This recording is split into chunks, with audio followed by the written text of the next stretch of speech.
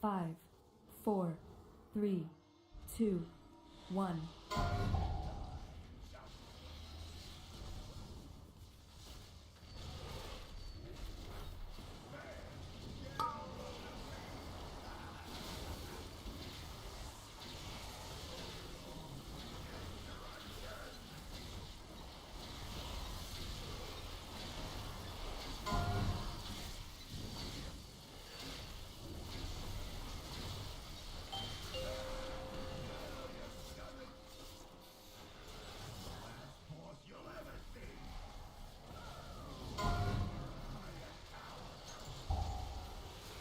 Bait frontal.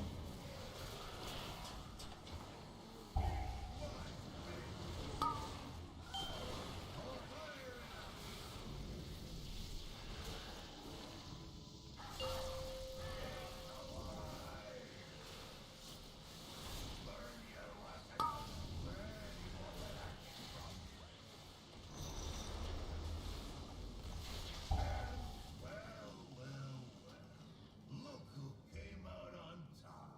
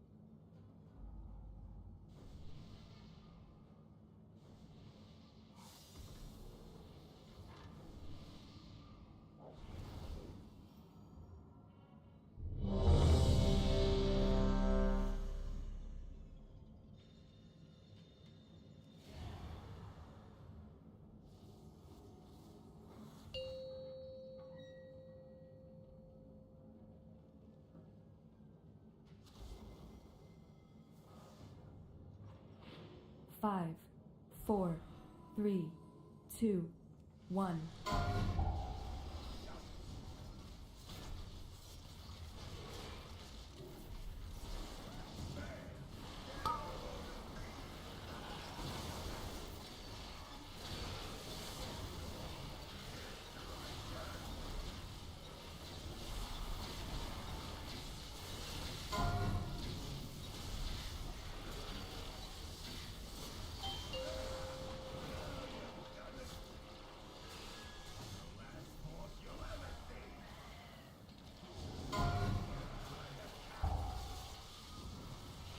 Bait frontal.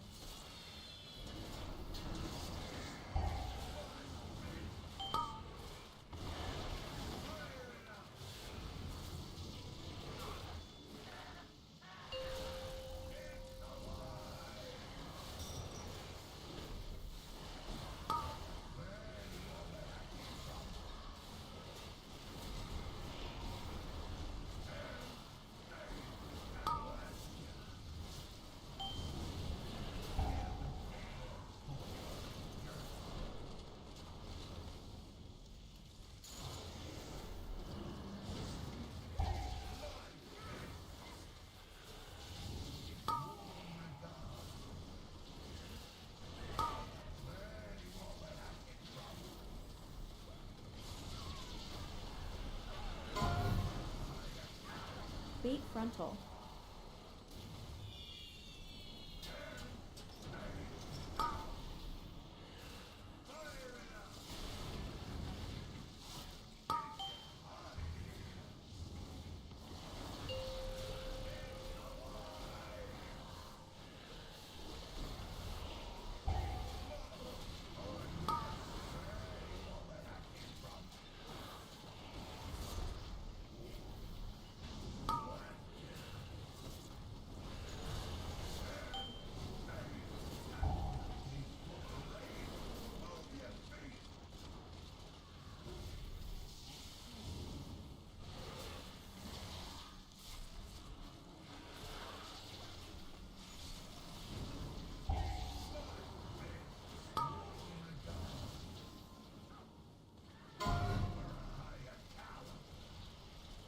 Wombo combo.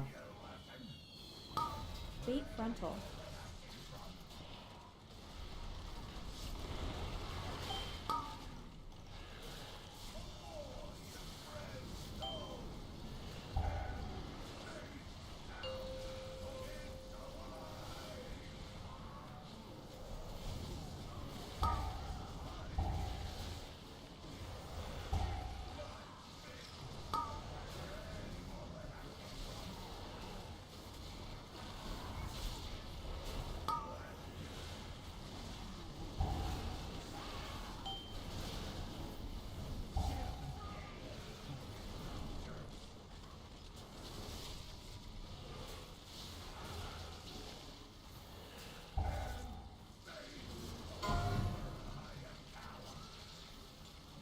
Bait frontal. Look who came out on top.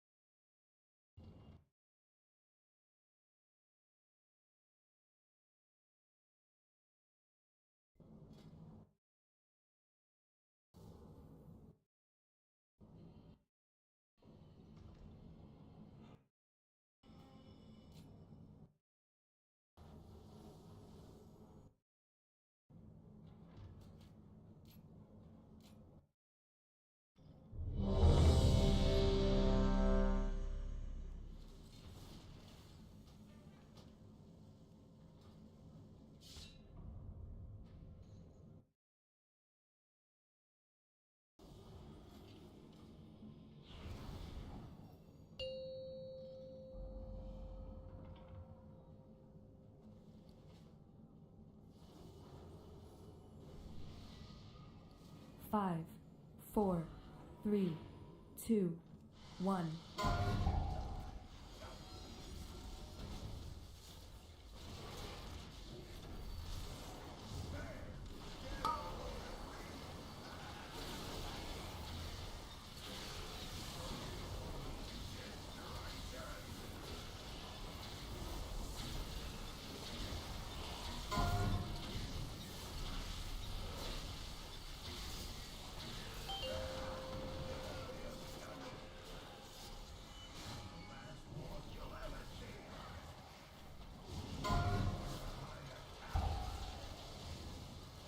Bait frontal.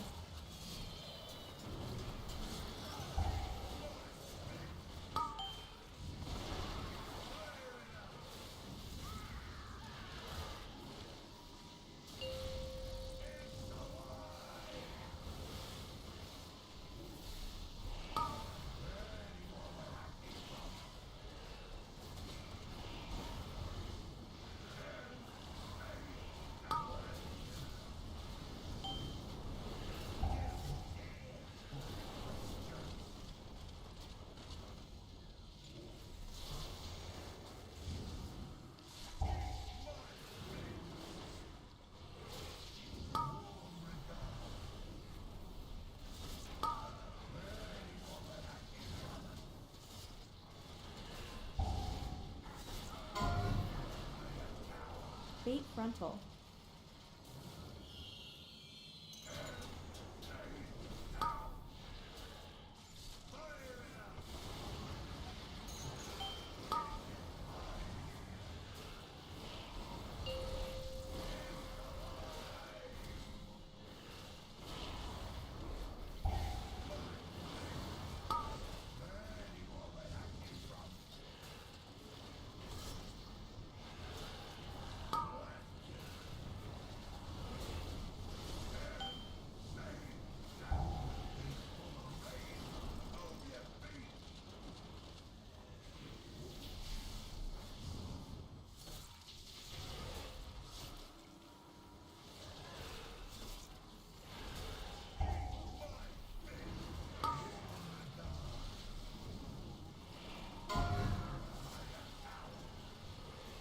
Wombo combo. Bait frontal.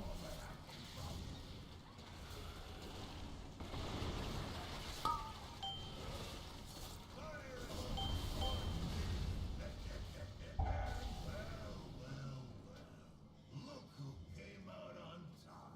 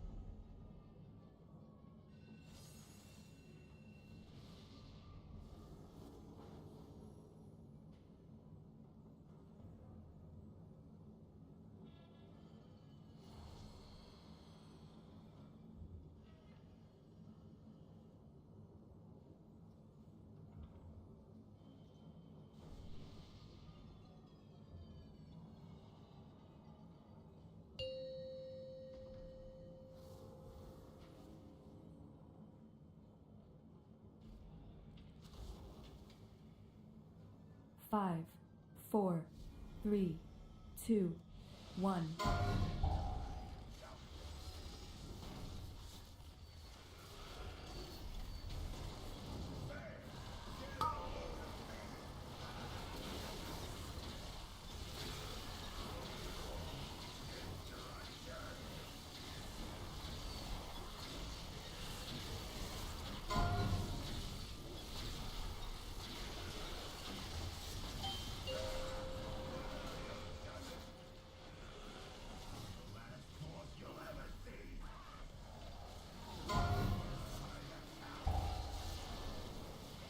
Bait frontal.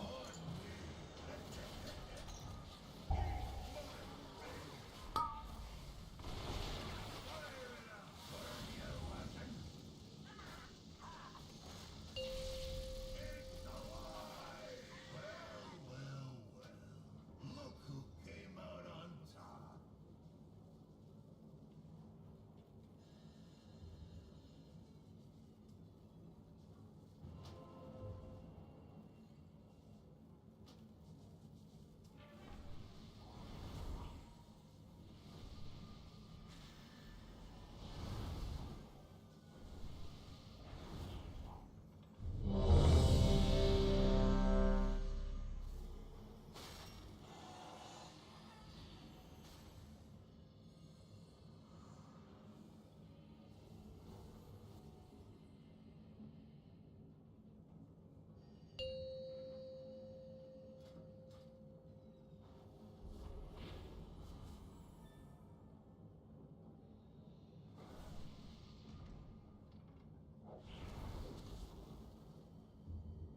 Five, four, three, two, one.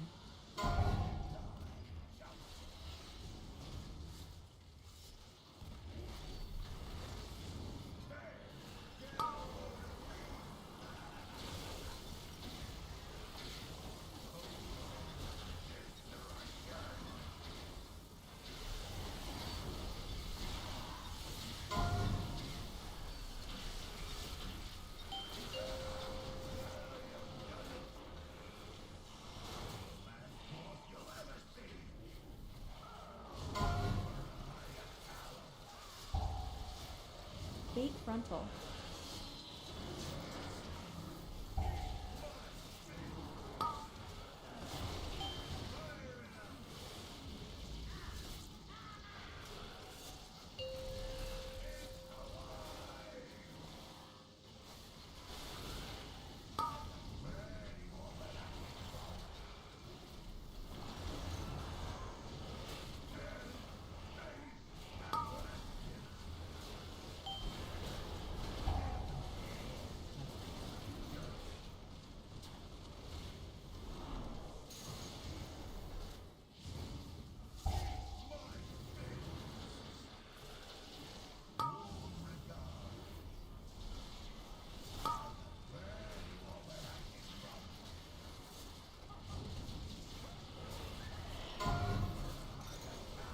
Bait frontal.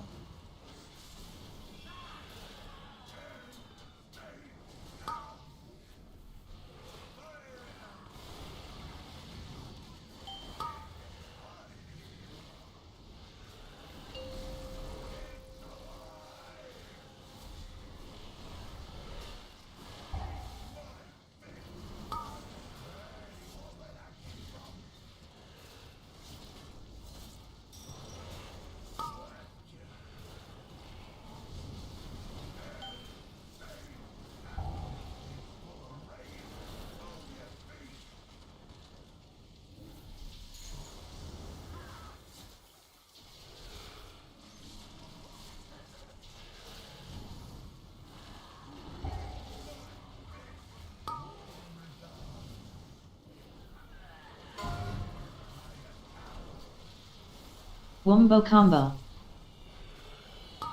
Bait frontal.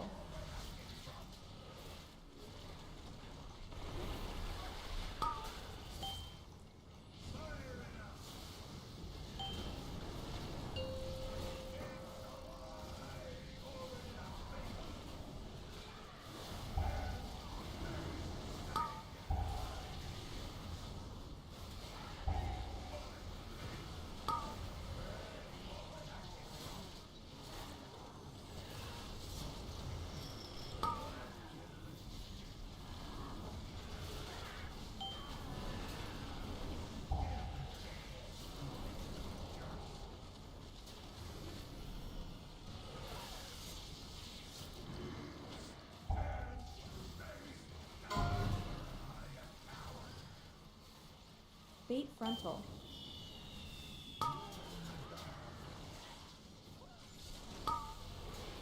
Kill moon.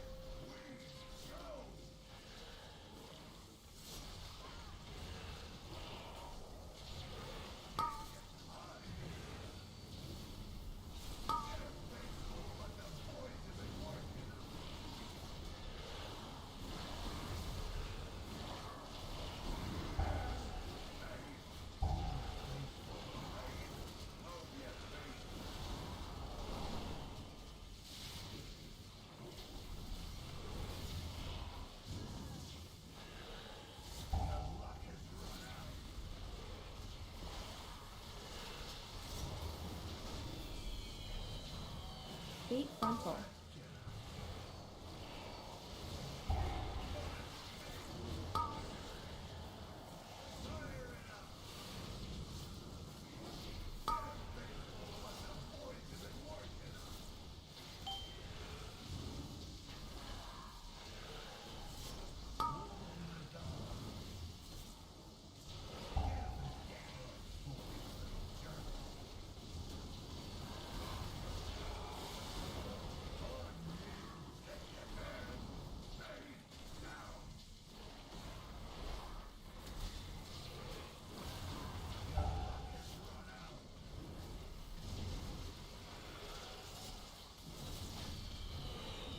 Immunity left.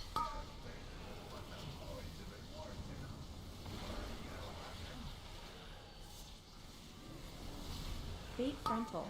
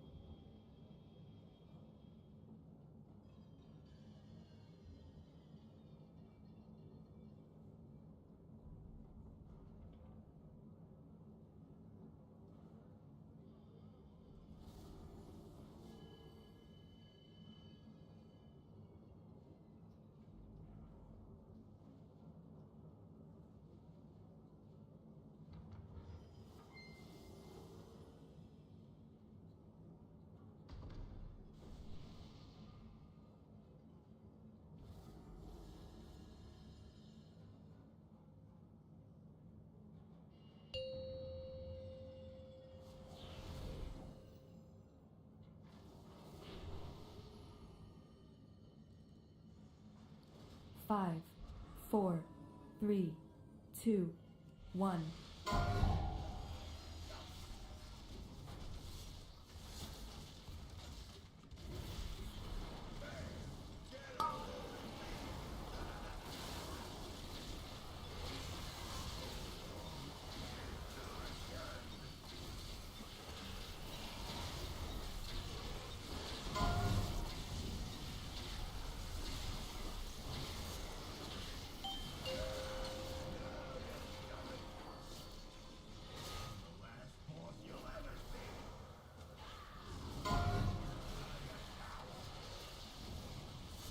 Bait frontal.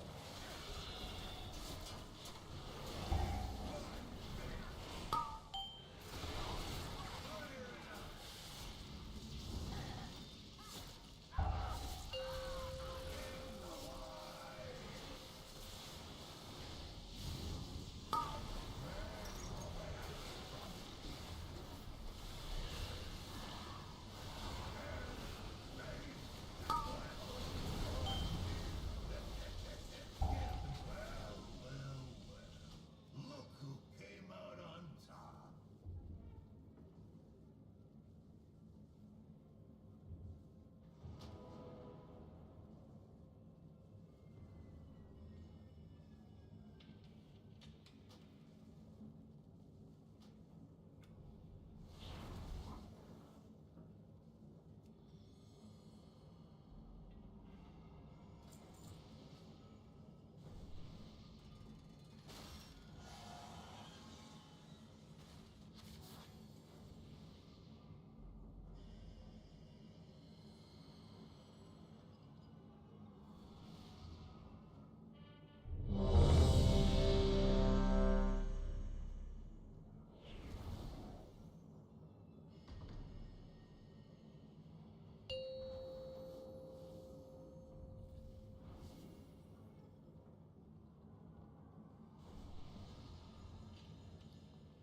5, 4, 3, 2, 1.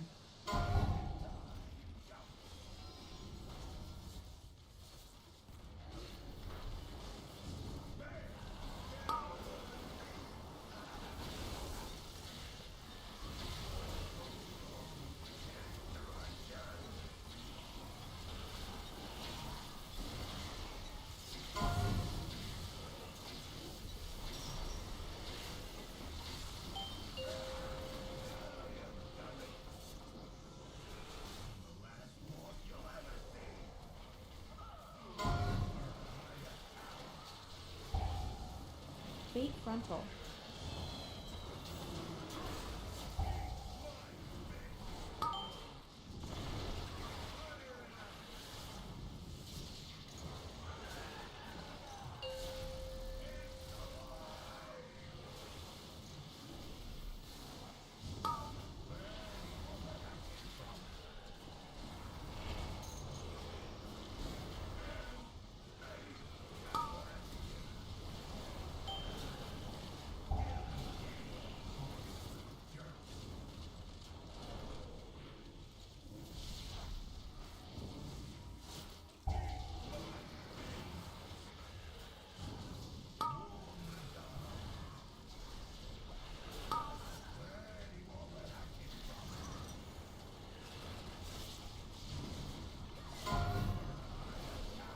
Bait frontal.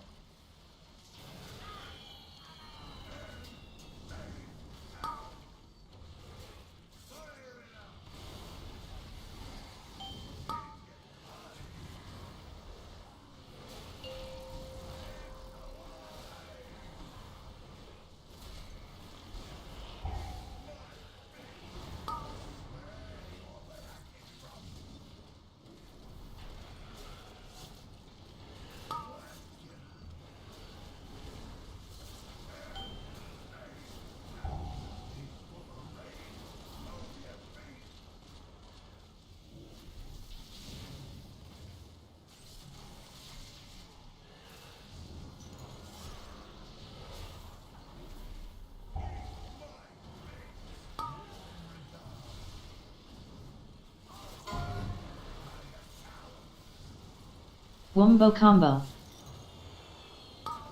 Bait frontal.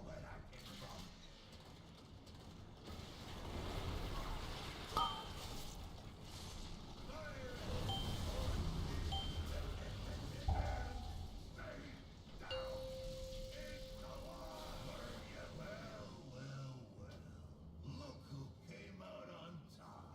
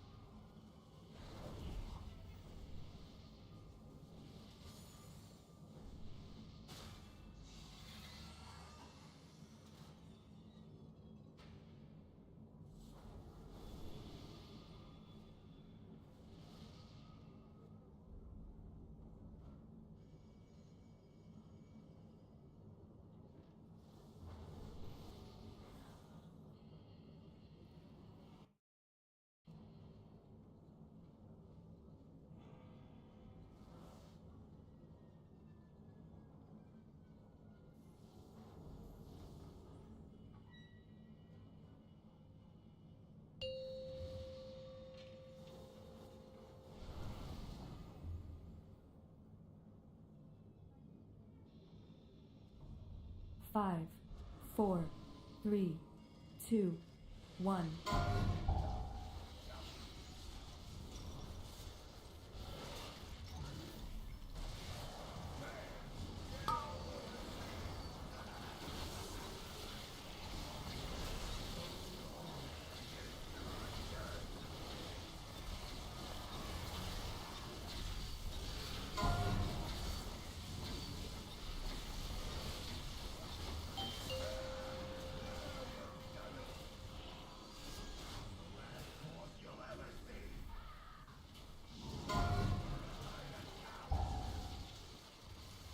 Bait frontal.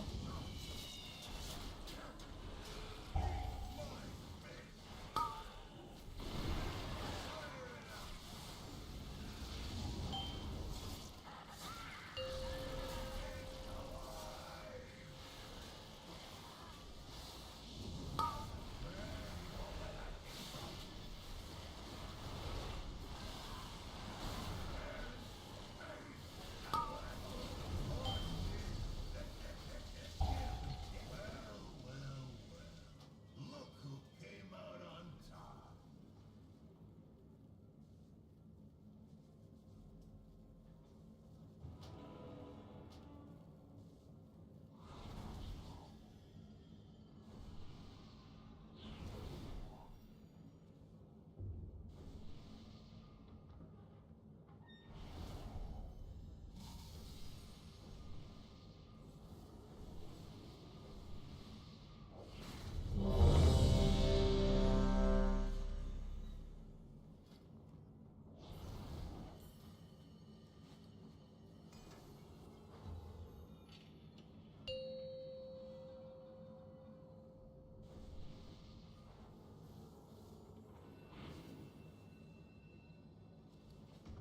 5, 4, 3, 2, 1.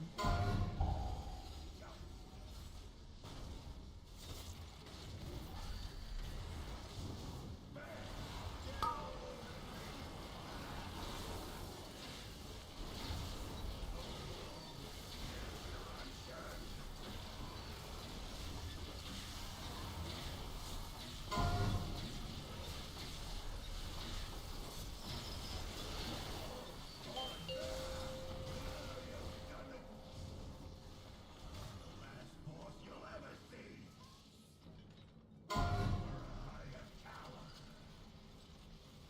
Bait frontal. Look who came out on top.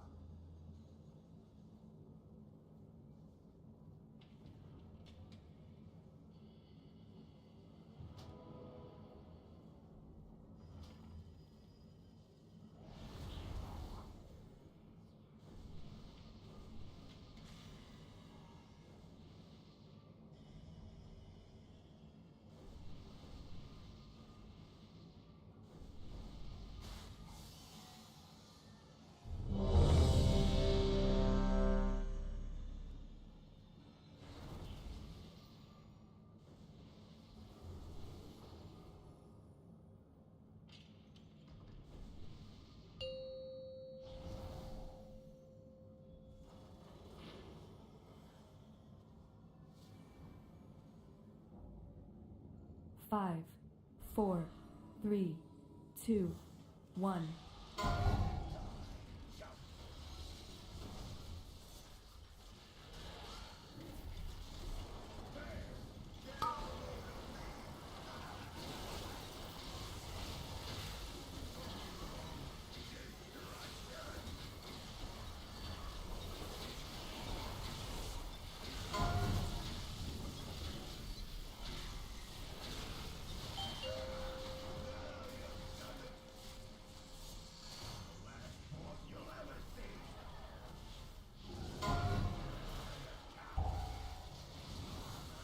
Bait frontal.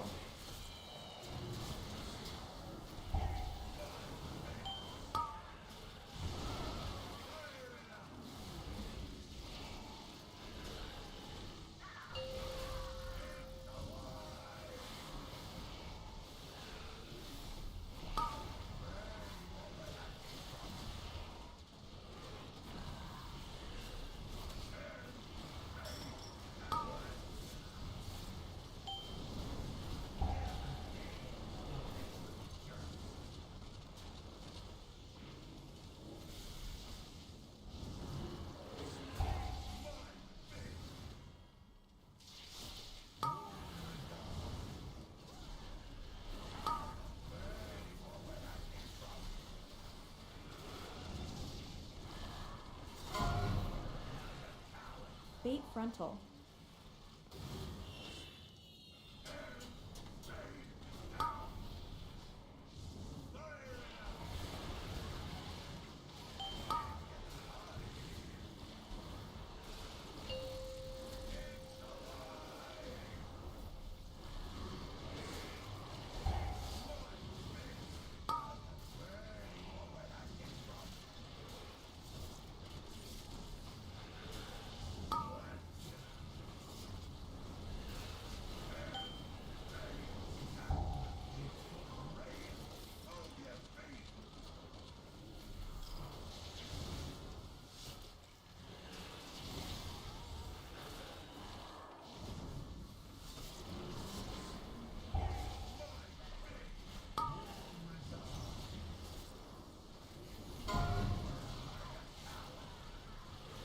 Wombo combo.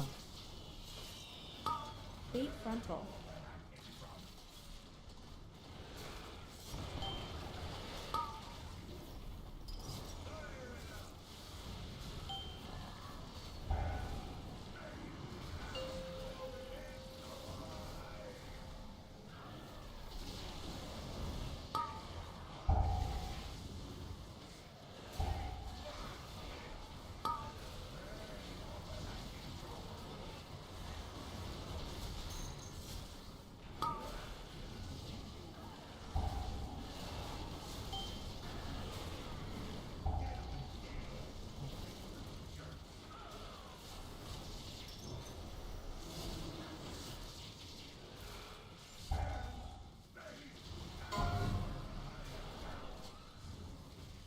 Bait frontal.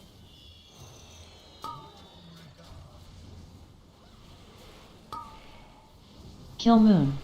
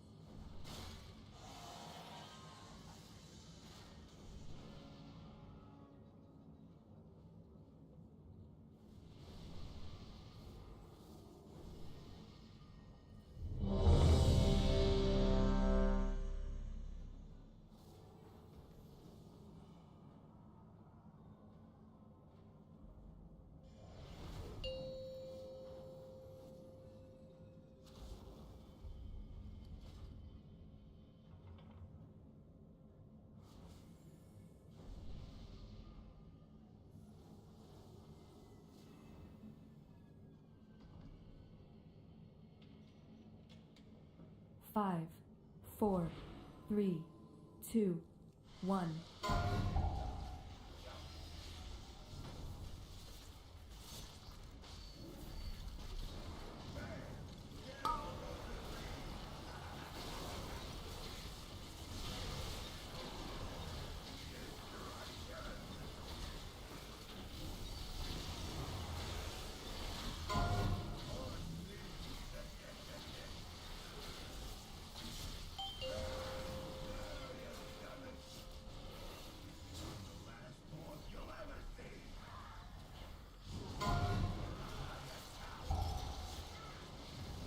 Bait frontal.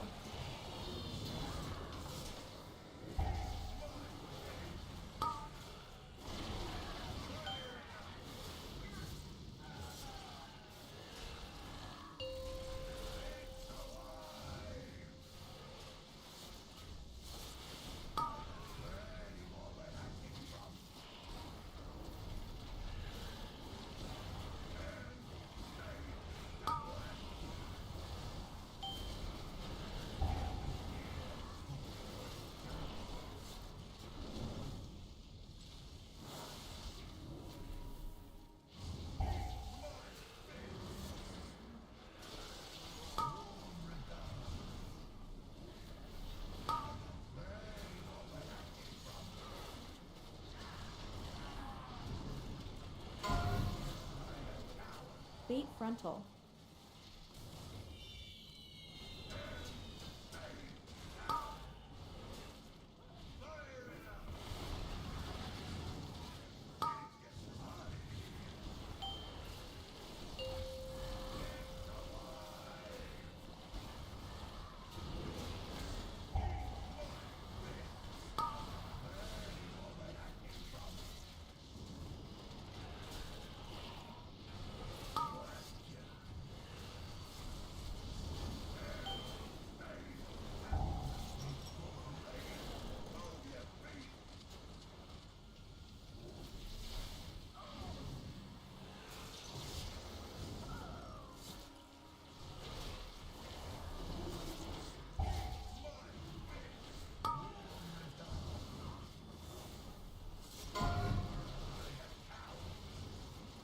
Wombo combo. Bait frontal.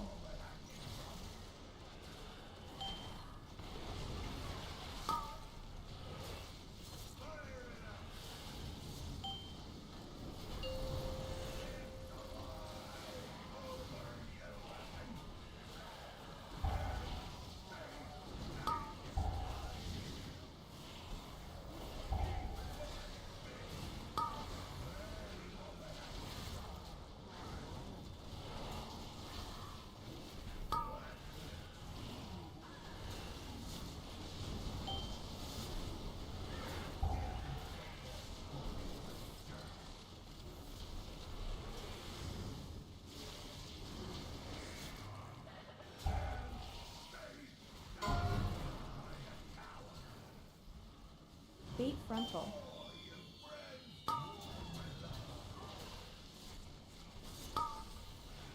Kill Moon.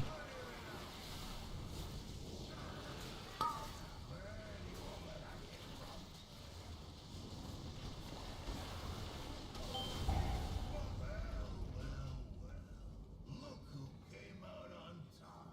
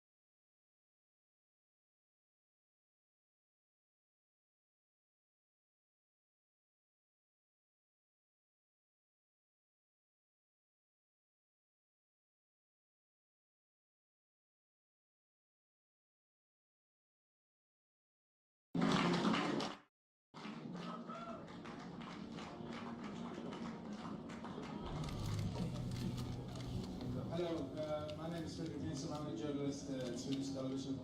As you probably well know, Blekinge used to be a rather big region of Sweden, known as the Garden of Sweden. But now, the second time Judas Priest is headlining the festival, Blekinge is sort of starting to find its identity. And the festival has become such a huge success that among locals you just say festival and everyone knows what you mean. Mr. Halford, which of your Judas Priest songs do you think have contributed most to this transformation of the southeast Sweden here and there?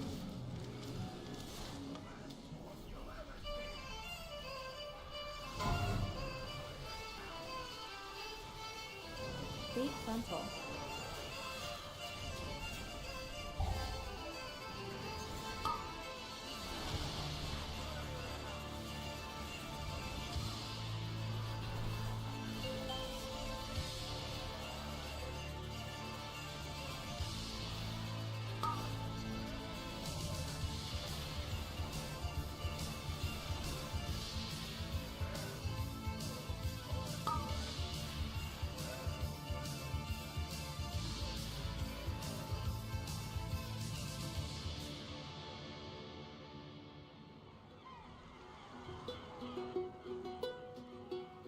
Det är meningen att det här programmet ska handla om blekingska.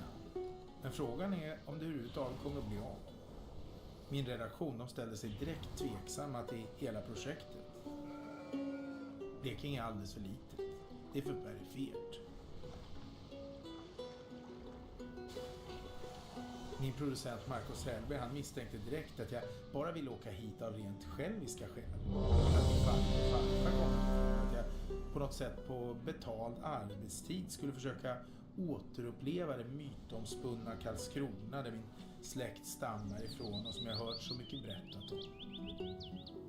Han sa rent ut: vi kan inte basera ett helt program på att din farfar brukar säga vart ska du hem? Eller att din farmor inte litar på sin doktor för att han hade strumporna i gröt.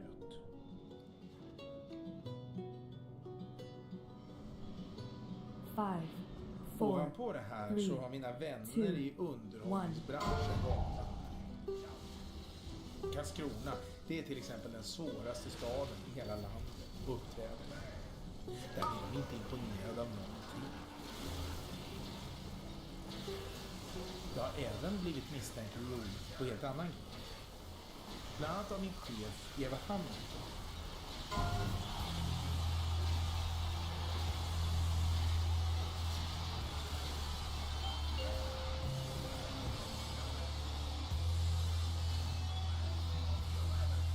När hon fick reda på att mitt gamla favoritband Judas Priest giggar på Sweden Rock-festivalen ringde hon upp mig och frågade: är det därför ni försöker klämma in Blekinge i den här serien?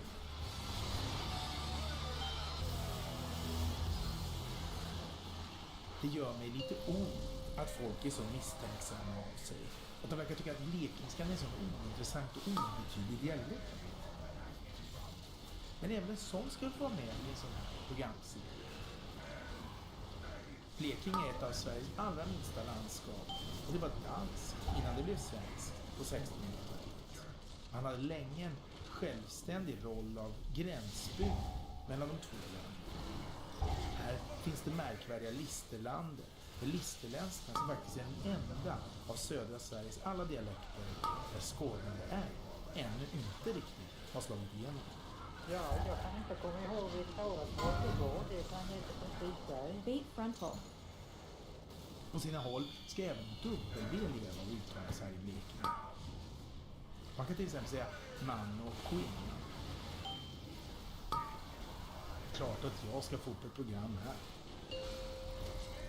Även om jag medger att blekingskan ju inte direkt är rikskänd. Hur är det när man är kaskunit och när man är bleking? Om man kommer ut i Sverige, kan folk placera en och höra var man kommer ifrån? Inte? Jävlar. Har de på er att ni kommer från Blekinge? Skåne. De hör på er att ni kommer från Skåne, vilket ni inte gör. Ja, men gissa så. Ja, och vad sa de då? Ja, vi började med Halland. Ja, just det. Och sen blev det Småland. Ja. Och sen blev det Skåne. Ja, ja. Nej, han är från Blekinge. Men det kunde de inte tro. Det hade de inte. Wombo combo. Nej.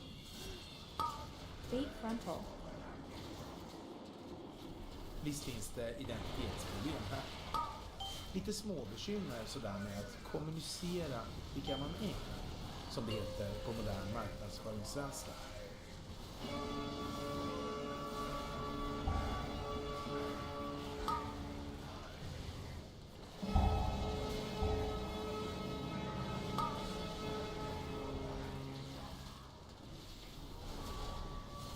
Karlskrona antas en gång i världen för att vara Sveriges marina huvudstad och militära flottbas. Men tråkigt nog för karlskroniterna så har Sverige haft fred i över 200 år. Karlskrona, det är örlogsstaden i ett land där ingen längre vet vad örlog är. 8 frontal. Inte nu med. Förr träffade man ju alltid blodtagare och sånt på stan. Vad är blåklagare? Sjömän och de som ligger inne. Kill moon. Men det blir färre med dem. Ja, det har det blivit. Oh, ja. Och sen värnplikten är borta med. Man ser inte så många blåkragar på stan längre. Alltså de är slitna idag. Det är så? Man ser inga militärer överhuvudtaget. Men du, kommun här, de gör väl allt för att sätta Karlskrona på kartan? Ja? Ja, vi får hoppas det. Vad gör Vi de får då? hoppas det. Ja, jag är inte så insatt i vad de håller på med, men... Man har försökt lansera staden med Östersjöns mötesplats och Karlskrona med vind i segel. I samband med IT-satsningarna på senare år har man även försökt med Telecom City. Men man är ändå inte riktigt nöjda. Det senaste och smått desperata försöket är att ta upp jakten på första platsen i Solligan. Man vill bli Sveriges soligaste stad. Men om vi ska vara lite ärliga så får man ta sig sjövägen halvvägs till Polen för att hitta solmätaren.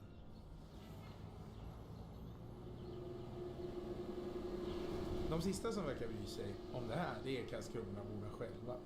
I deras värld så är den här världsarvsstaden i allra högsta grad på kartan. Det är en metropol med ett unikt och vackert läge vid havet.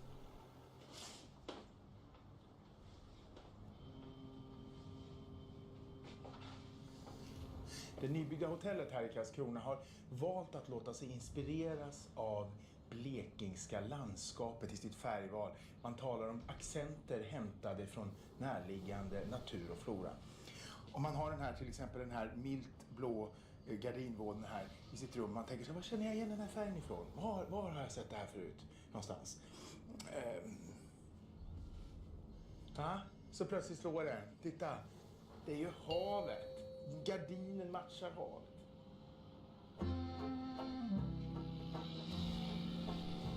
Hela stan ligger faktiskt 5, på öar. 4, 3, 2, Men det där med Nordens Venedig, det råkade ju lite förargligt nog redan vara upptaget.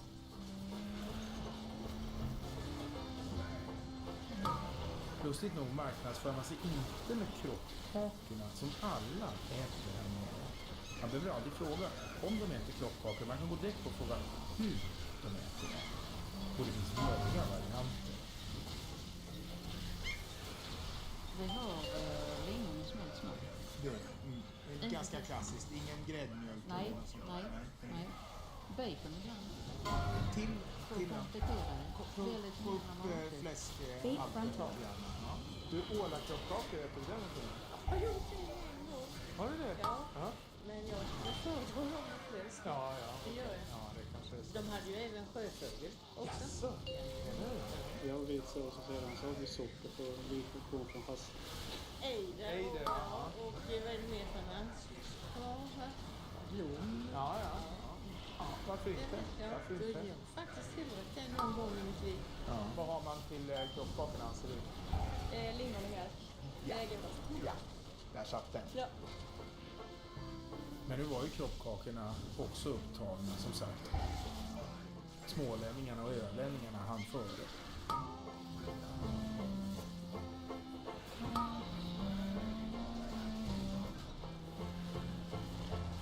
Där ser ni då att jag håller på att få ihop ett program om blekingska. Big Även om frontal. vi inte fått höra så väldigt mycket av den här dialekten. Men det ska det bli ändring på. Ja. Svenne Sjöman. Ja. Sitt som huvudet. Då bor jag. Gjorde du där? Ja, du får ju den. Ja. Och för plåtslagare. Ja. Ja, hon jobbade där i stugan här. Och han spolade gården där. Mm. Och han hade parkerat bilen där. Men Åkers bil var så jävla skitig. Så han spolade och kom morflyg. Nu har jag spolat en bil. Ja, det är bra. Men du kan ju ta bort rutorna. Jag har spolat en bil. Vad det är, sa han. Jag slår mig ner för ett skönt snack med 2 invånare på Björkholm, Karlskronas i särklass mest genuina stadsdel. Wombo combo. Jag prövar lite ord i min blekingska. Big frontal. Sen har jag hört att man äter rålåpa. Vad är det för något? Potatis, va? Som man river. Ja. Och sen steker du dem. Stekfläsk. Ja, en stekt fläsk till det. Engman äter ju det 7 dagar i veckan. Ja, till mig. Kan man vara byxad till något då? Ja, man kan väl byxa till att göra i ordning det eller fixa det. Eller? Ja, ja. Så har det säkert kommit till ord. Är du byxad till att få i båten? Det kommer vi leda fram på att den är. Ja. Och om man är valen? Men man blir frysen. Ja. Får inte sitta här och bli valen, va? Det brukar vi inte bli. Nej.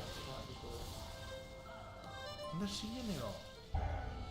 Uppmuntrad av framgång hakar jag på snacket om de lokala profilerna. Big frontal. Ja.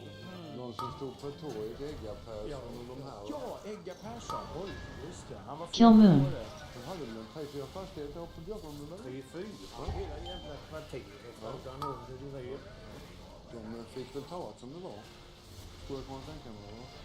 Trollet kanske. Stod i toaletten. Ute där så tryckte ner att papper man skulle slippa och tömma softan. Alltså, vad gjorde han mer då? Han stod på torget. Ja, och såg dig.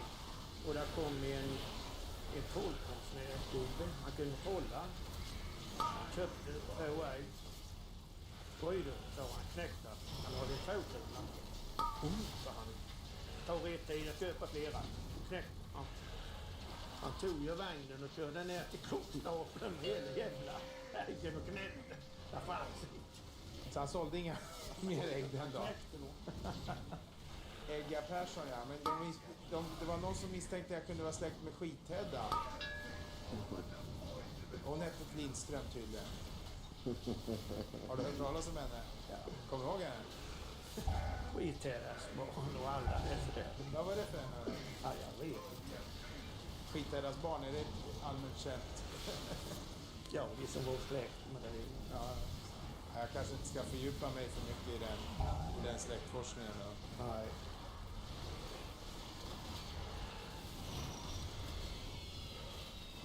Big frontal. Men det är inte alldeles lätt. Det blir nästan lite nyttigt, som man säger. Efter några anekdoter om original som Egga Persson blir det mest tyst. Jag har ändå spelat ut mitt allra starkaste kort att jag själv har Björkholms blod i ådren. Att min farfars farfars farfar, Nils Lindström, arbetar här som timmerman och vad som det heter på genuinaste Karlskronamål. Pillemausare. Pillemausare. Men om det är någonting som folk inte är här så är det just lättimponerande. Man har någonting lite av en storstads... Immunity left. Man är i princip lika svårimponerade som exempelvis en stockholmare. Det är lite Big trögt. frontal. Jag kanske har tagit mig vatten över huvudet. Jag kanske aldrig får ihop något program om blekingska. Fast folk här, de verkar inte vara ett dugg oroliga för den saken. De står inte och faller med något enstaka tv-program. Det slår mig att Farfar brukar berätta att Karlskrona en gång var en av Sveriges allra största städer. Och att det i hans barndom till och med gick spårvagnar här i stan. Det är något storslaget som tycks ruva under ytan här. Det blir påtagligt inte minst när man går över det jättelika torget. 28 000 kvadratmeter stort. Det är inte bara Sveriges största, det är hela Nordeuropas största torg. Den här platsen är dimensionerad för en mycket, mycket större befolkning. Känns lite som en piazza i Rom med sina 2 enorma kyrkor. Och det finns fler saker som är storstadsmässiga här. Karlskrona har till exempel sina egna Kolle och Ada som symboler för staden. Klara och Frasse heter de. Och man har sin egen mytomspunna arbetardialekt, björkholmskan. Karlskronas egen söderslang. Och Pilimausaren, ja, det är inget annat än Karlskronas egen ekenskris.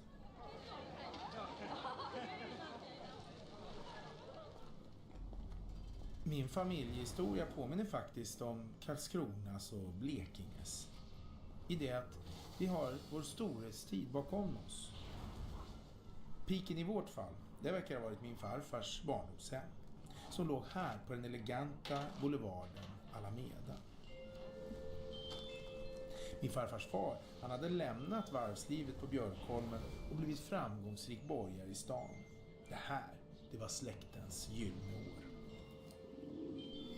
Det är nog ingen mer av oss som kommer att bo i en egen stadsvilla från 1600-talet med takmålningar, hembiträden och egen klädsömmerska.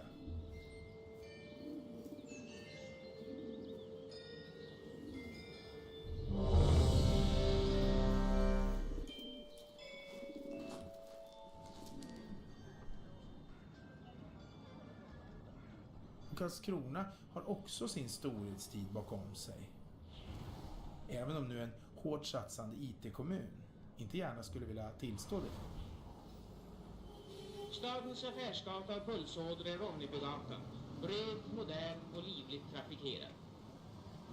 Ja, vi kunde till och med finna medlemmar av huvudstadens italienska koloni som sålde ballonger och andra ting som brukar komma blåa barnaögon att lysa.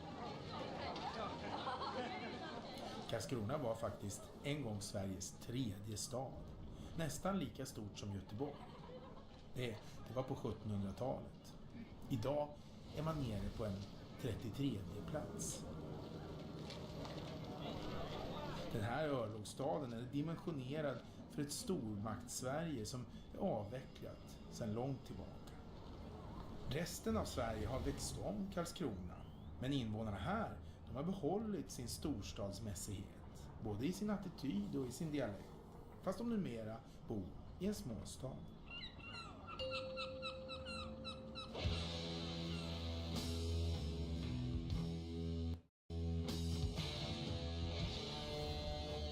Five, 4, 3, 2, 1.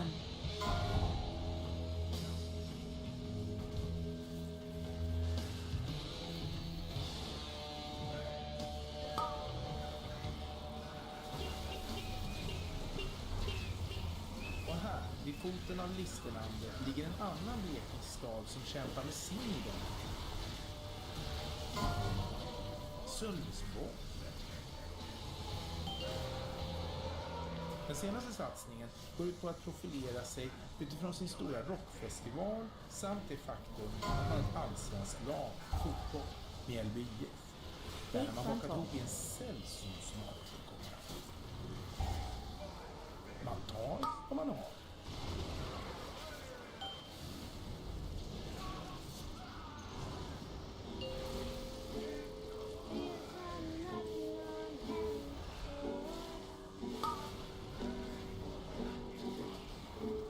Om Karlskrona handlar om det gamla Blekinges imponerande historia, ja, då är Sweden Rock dess nutid, med över 30 000 besökare.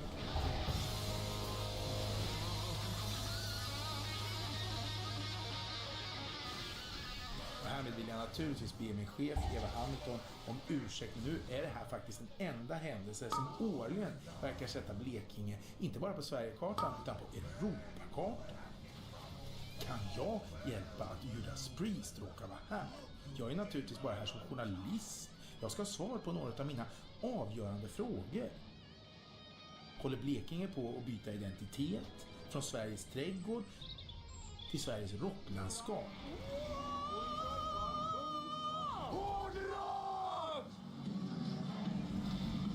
Vet folk på festivalen ens om vilket landskap de befinner sig i? Och vet de hur blekingska låter? Vilket landskap befinner vi oss i? Inte Skåne. Kalmar. Småland. Vilken del av Sverige är vi i nu? Skåne. Okej. Vilket landskap i Sverige befinner vi oss i just nu? Hur låter blekingska? Som skånska fast lite dummare. Blekinge. Ja. Rockfestivalen äger alltså rum i ett högintressant dialektområde.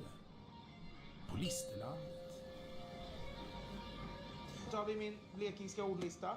Ska du bara kolla om det är några ord du känner igen? Ja. Det är några som jag fortfarande inte har fått träff på. Vad gör man när man sufsar? 4, 3, Ja, man går 2, dåligt. 1. Vad gör man när man fnattar sig? Klia sig. Kolla.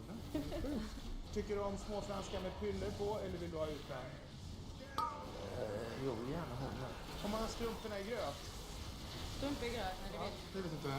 Okej, bra. Om man åker på plyngel då? Det är stryk. Ja. Om man är kryllig då? Då är det så här. Kolla! Hon är kryllig i håret. Ska vi säga det? Jag är lite kryllig i håret. Det är lite kryllig i håret. Ja, gulsigt. Tänk om det finns någon här som fortfarande använder det här mytiska dubbellivet. Kål säger man och gurka. Gurka, säger man så? Ja. Äter du korv och gurka ihop mycket eller? Om någonting är rickalöst, hur är det då? Skrangligt. Pirra, vad betyder det? Pirra. Ja. Rulla. Hur är man när man är grätten? Ja, då äter man inte vad som helst. Nej. Eller? Nej, bara röka lax. Ja, från Mörre. Jag sa kör jag på folk som går och pissar i trädgården. Ja. Bra, den. Plötsligt upptäcker jag att jag har varit en hårsmån från att missa en ny tjej som behärskade dubbellivet. Ja. Det är maneter. Jaha! Det är aulawavel. Jaha, all right. Ja, det måste jag skriva. Aula wabel, det måste jag skriva. Och med dubbel-V, wabel liksom. Ja. Fan vad coolt. Nu är vi, fattar ni att nu är vi ett distrikt där dubbel-V lever. Det här är bara så jävla sexigt. Filmar du det här? Ja, bra. Ja. Aula wabel. Och precis när jag tycker att jag fått ihop allt utom farmors gamla uttryck strumporna i gröt, då träffar jag en snubbe som verkligen kan prata äkta listerländska. Lyssna nu riktigt noga efter de rullande är. Jag tror att det är lajs och torsk. Även aula. Det ska jag med. Det var mycket aula wabel. Aulawavel har vi i Rund. Men det är inga skiner som får vara med och fiska? Nej, jag har aldrig hört talas om en skina. Jag har varit ute och vragat, som man säger.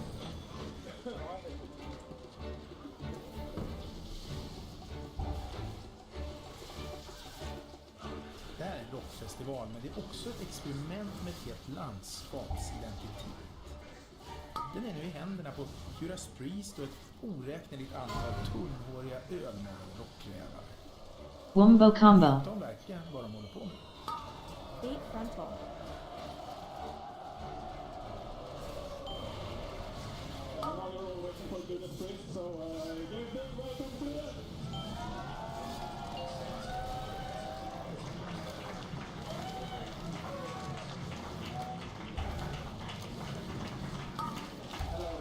My name is Fredrik Nilsson. I'm a journalist at Swedish television.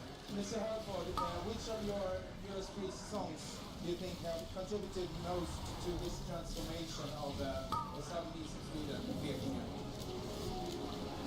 Well, I think we always include a track like It's in the Changes from Sad Wings of Destiny because I think that's got a lot of the elements of metal, you know, it's got the big sledgehammer riffs, it's got the quiet section, it's got amazing lead breaks, it's got the screaming vocals, so you've got a little bit of every texture that we love about heavy metal music.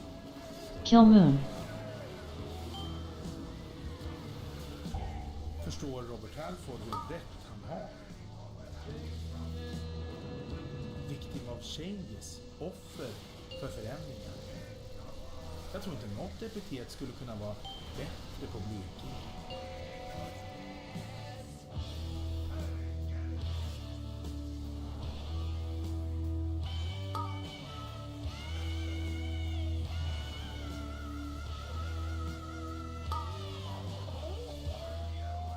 Som ju en gång var en av landets viktigaste regioner. Kusten mot kontinenten och där Karlskrona stod som hela Sveriges vaktpost mot fienden. I ett annat Sverige, präglat av krig och konservatism, där hade kanske Blekinge varit en utpräglad storstadsregion. I det landet hade kanske Karlskrona varit vad Göteborg är för oss idag. Karlskroniterna hade kanske varit de som hade varit kända för sina spårvagnar, för sin antagonism mot Stockholm.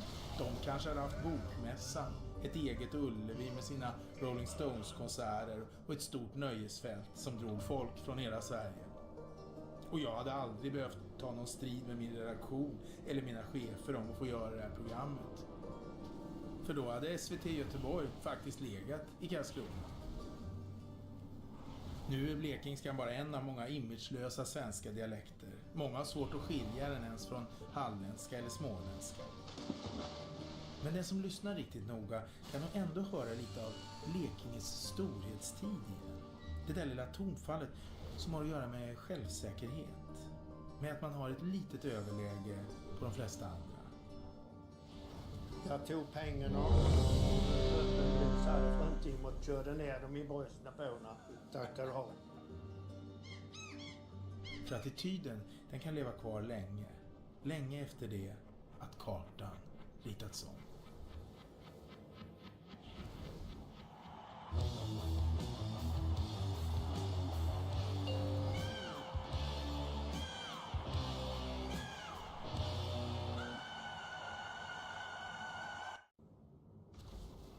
Five, 4, 3, 2, 1.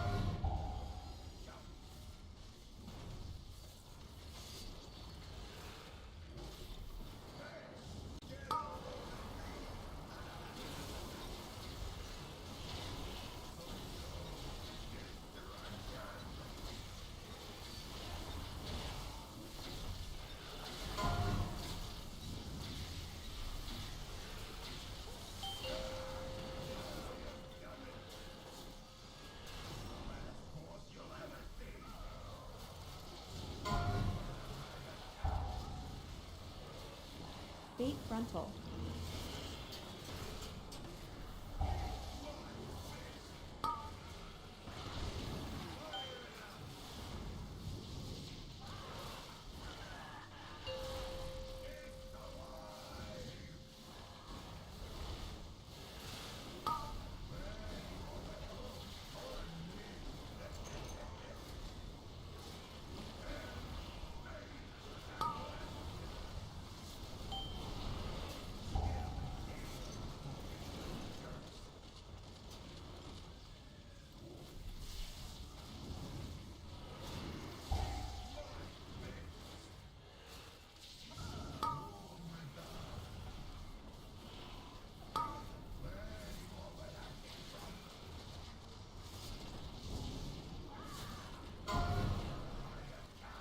Bait frontal.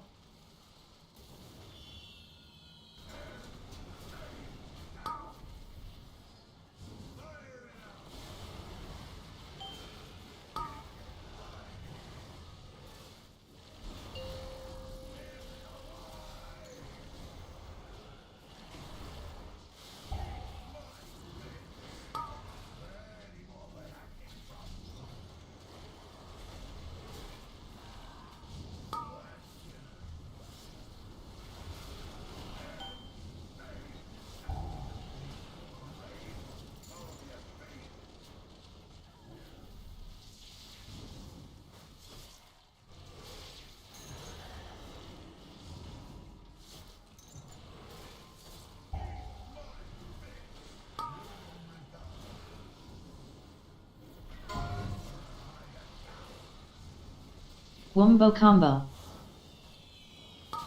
Bait frontal.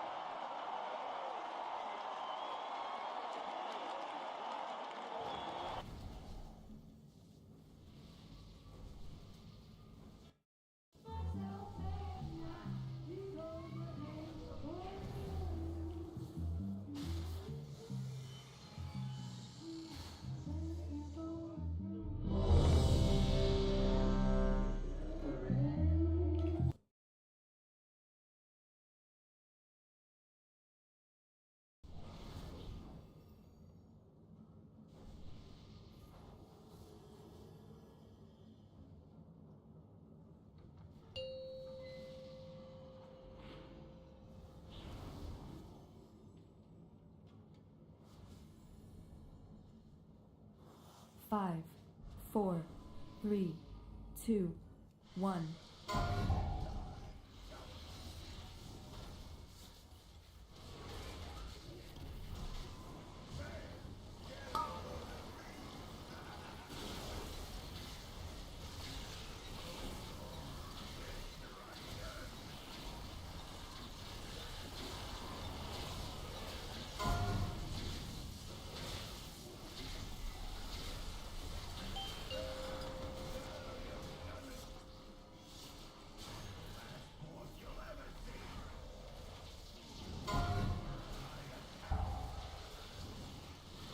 Bait frontal.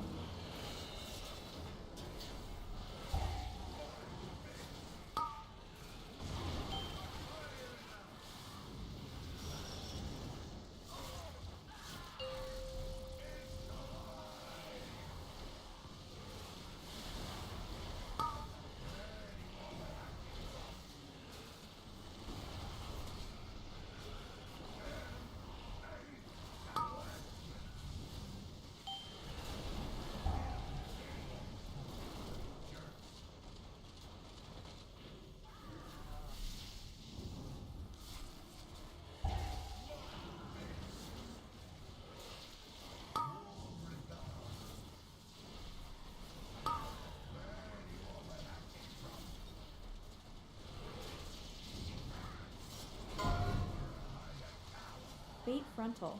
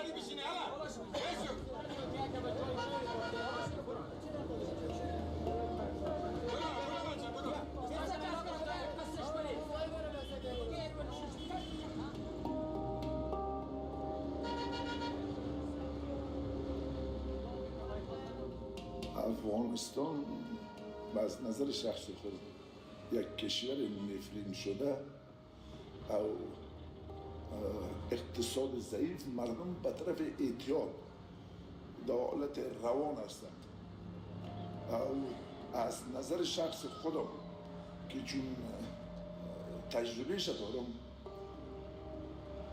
دیگه جلوگیریش نمیشه اضافه تر میشه و کمتر نیست.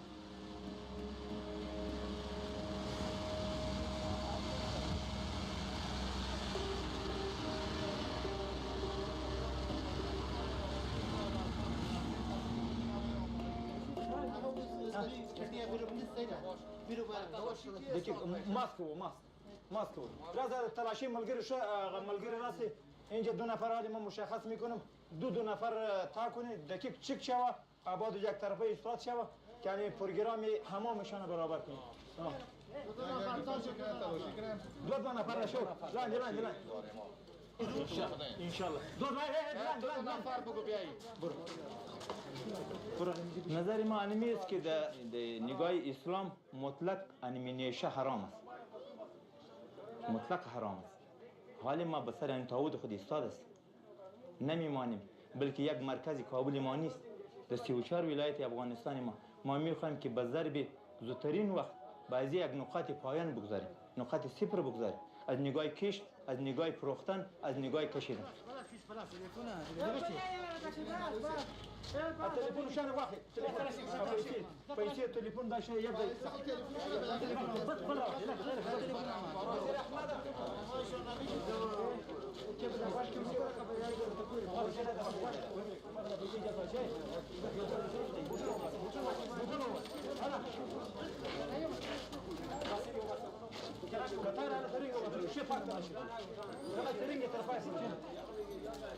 کدام چیزی که در دستشان باشه یا در بدنشان باشه اگر تاریاک، چسب، شیشه، پودر، نسوار، سیگریت مکمل اینا رو ما از پیششان میگیریم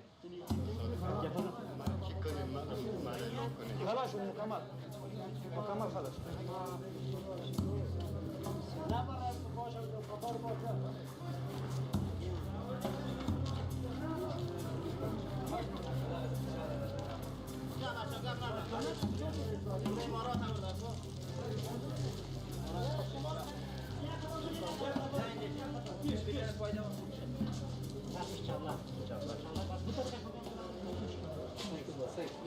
یعنی اینا داخل امام میشن ایجامهشان فوراً بدل میشه و سر و ریش اینا همگی مکمل کل میشه اینا داخل امام میشه و کالای نو برایشان داده میشه نه چپلک‌ها داده میشه برایشان خب یک نفر میایید چپلک دخوید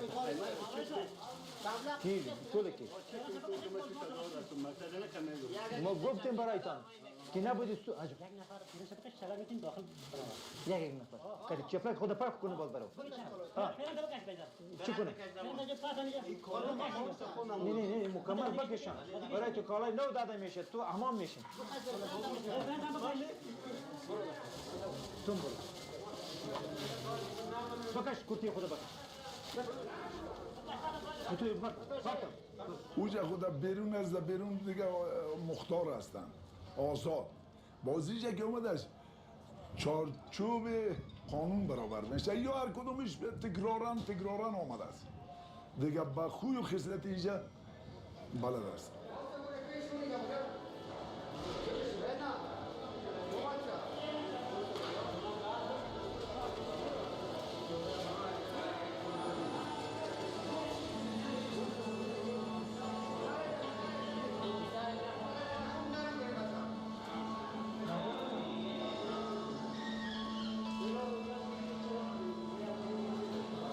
زمانی که ایره میبری یگانه چیزی که بد میبره از هواست کوشش میکنه که زیر یاو نره با رضاکارا و کارمندا است همکارا این دیگه باید داره اجباری جمع‌آوری میشه از بیرون خوش امکانات نیست که مثلا به نظافت خود برسن و اینطوری اما مصروف مواد هستن مال خدا 4 تا اولاد مثلا 2 بچه هست 2 دختر هست و همراه مادرشون خانه میشینم و 2 تا برادرای کلانم خرچی هم فامیل من میتن پیدا میگشتن دم شهر مثال نه جیب یکی رو بزن جیب دیگه رو بزن مقصد معمل پیدا کو بکشو عمر بغل 70 در راه تیر میشه یک اشتکم میگه پودری یک کلانم که دید میگه برو پودرینه ولی زندگی نیست.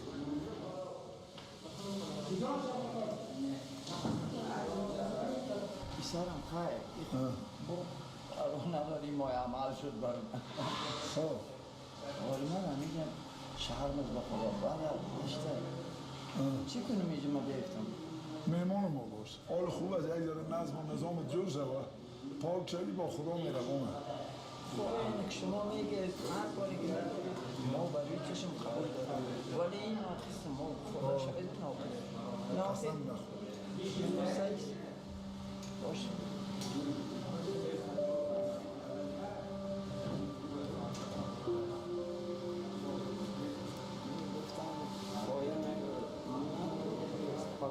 برای 3 سال میشه که مواد مخدر استفاده میکنم. چی شد که کارمندتر بودم وای بودم. سرباز داشتم خودم کارمندتر بودم 54 دونه سرباز بستم بودم. خراب من دیوالای دوست رفیق نال بمیدی دیگه بایی روز رسانه مانه.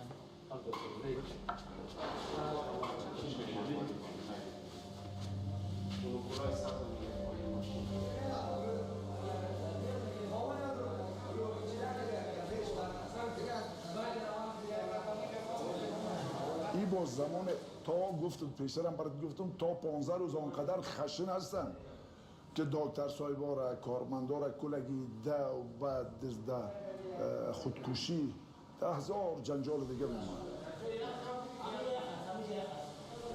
مجبور و مکلف هستی حتی شاید صدها نفر مرا دوام زده باشه مجبور هستی که تحمل کنی با بعد از 15 روز که اوسو میرن باز او زمان حالت نورمالی را به خود گرفته میرن که تا مدت 45 روز میرسه کدام مشکلی نمیداشته باشه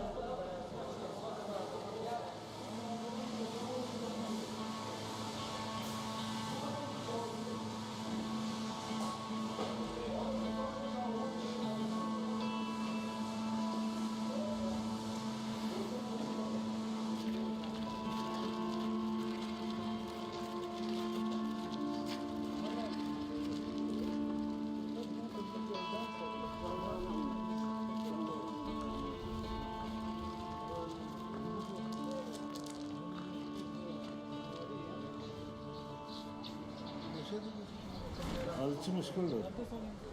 این سینه درد میکنه برای دختران نمیکنه از کجا سی آجی؟ سنش چی میکشیدی؟ یکی دیگه بگم کم شیشه کدش خراب دیگه چیزی چند سال میشه؟ در 15 سال میشه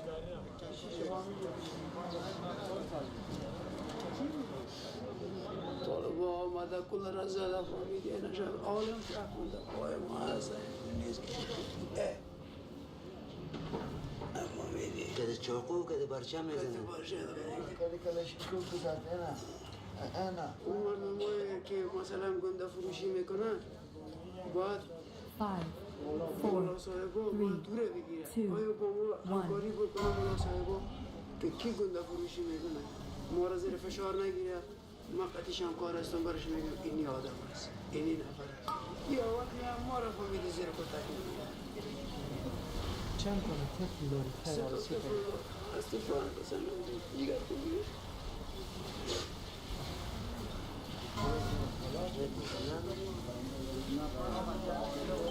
اگه تجوری میگه نه پدر برای کسی خونه و اولاد یاد نمیمونه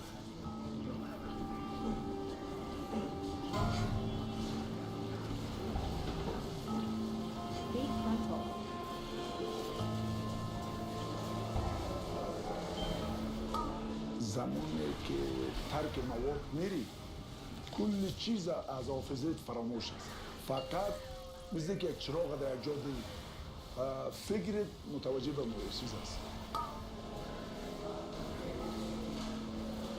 وقتی که ترکش میکنی نه بیاره بینی تا گرفته میتونی نه از عشق تا گرفته میتونی کل سیستمت برهم خوردگی است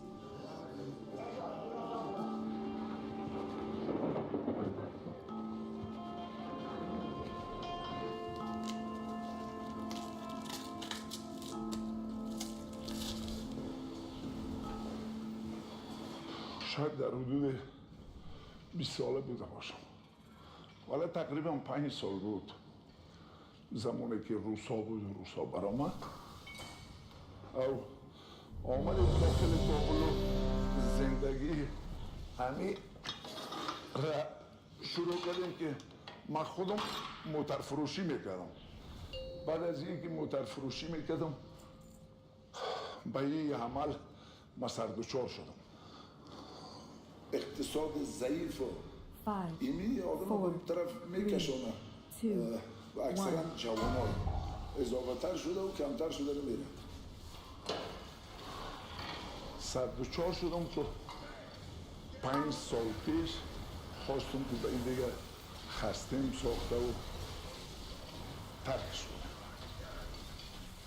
او فامیل طبعا فامیل برادر تماما خیش و کاکا و خود طبعا او چیز میکنه، احساس بدی داره چون مورد اعتماد دیگه تو نیستی.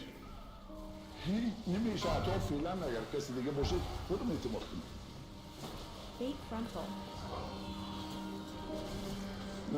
خلاصه زمانی که من ترک کردم کوشش نهاییم با این بود است که تا آخرین لحظه من سعی تلاش کنم به نامش انسانی که هست از قدرت و توانم باشه نه هر کسی که باشه و در اینجا باشه در افغانستان با مواد مخدر او در اینجا به من صادقانه خدمت کنم می نیستی یک انسان و یک بشر.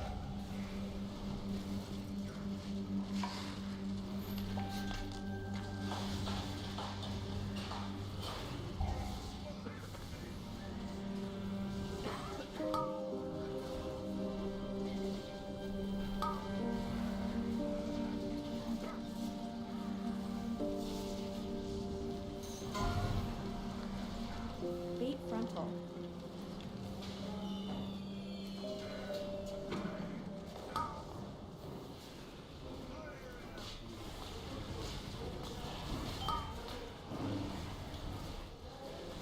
یک شما میبینید بخش دیتاکس است، نو مریضی که بستر میشه خاطر 15 روز دیگه میباشه. شما میبینید که مریض با مشکلات بسیار زیاد از دلبد است، استفراغ داره، اسهال داره، درد بطنی داره و از نگاه روانی ثبات نداره.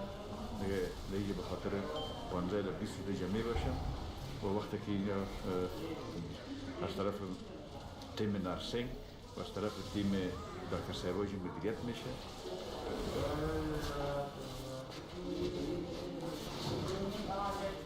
که امارات اسلامی پول میگیره. کو امارات اسلامی؟ امارات اسلامی در زبان است. امارات اسلامی که پرسان Wombo combo. غریب و بیچاره بی‌پناه بی‌سایه بی‌سرپناه کسی را نداره. چی رقم نمیره چی رقم نمیمانه.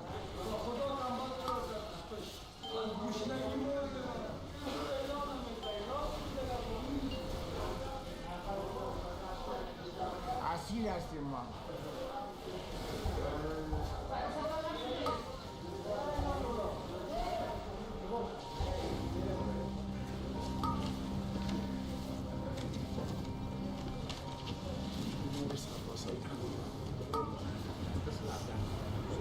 چقدر نفر در بلاک دیگه چقدر نفر بلاک ایو که دیدم نه نفرم پیش برده شد بلاکی اجرام کنم نه امروز چقدر آورد این وقت را جمع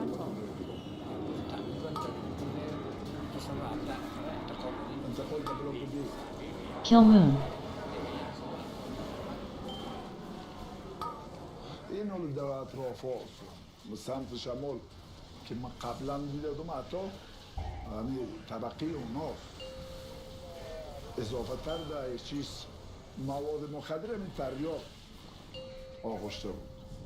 این دیگه جامعه جهانی سازمان ملل که چه تخمین میزنه یا آمارش گرفته است در اون من دقیق نمیفهمم.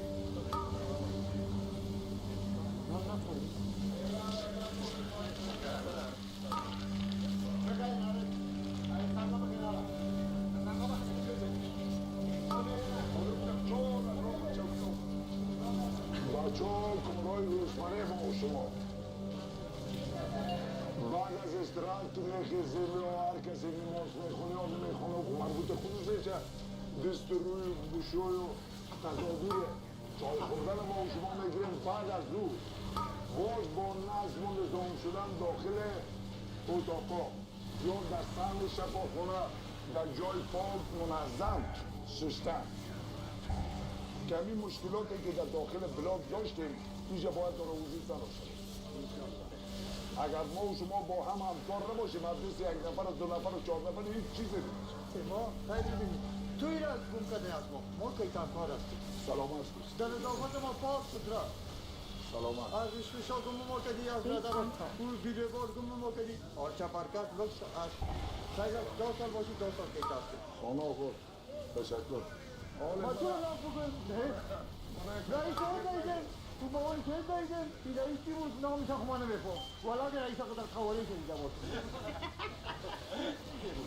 خب خیلی کل ما با هم همکار هستیم نه تنها از این هستیم کل ام شما که همکار نباشید از دست ما هیچ چیزی نمید در هر در امنیتش در نظافتش در یک کمک با دیگه برادر کردنش فهمیدی این دست با جمع ما میگیم یکی برای همه برای یکی Immunity left.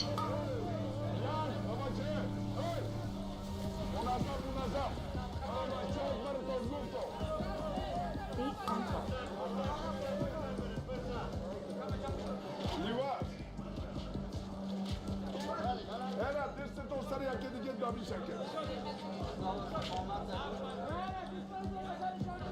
Neymiş sernamışlar که چهار شدم تقریبا 14 سال زد دودی زدم دودی به تاثیر شد دماغی که به تاثیر شد پیچوری تزریق میکردم دیگه آخرش به این نتیجه رسیدم که دیگه هیچ راه حل نداره و جز ترک کردن دیگه اینجا آمدیم و لطف احسان پروردگار و کمک همکارا و مشاورین و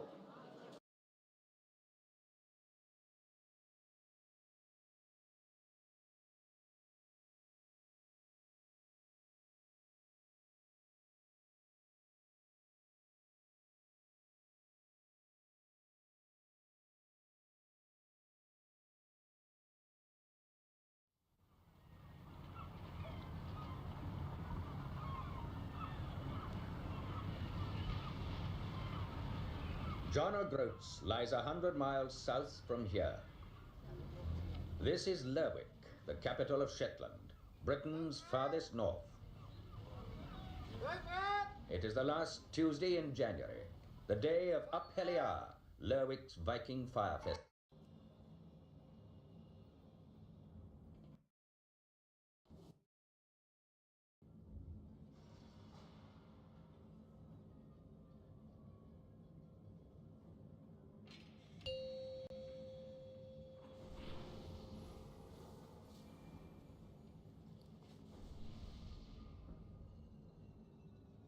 Five, four, three, two, one.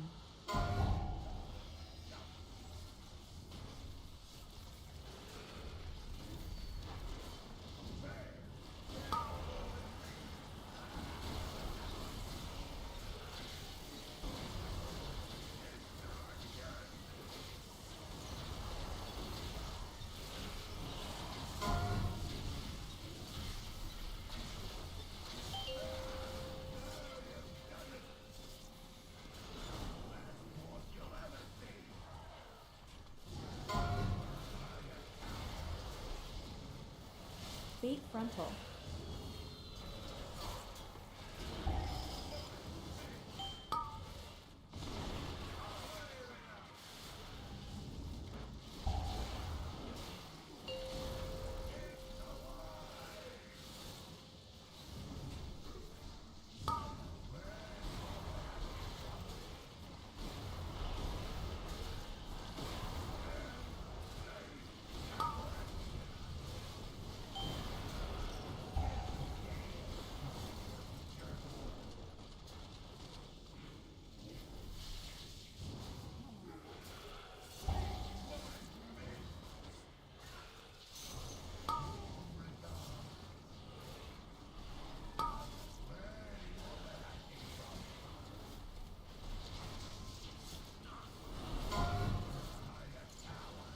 frontal.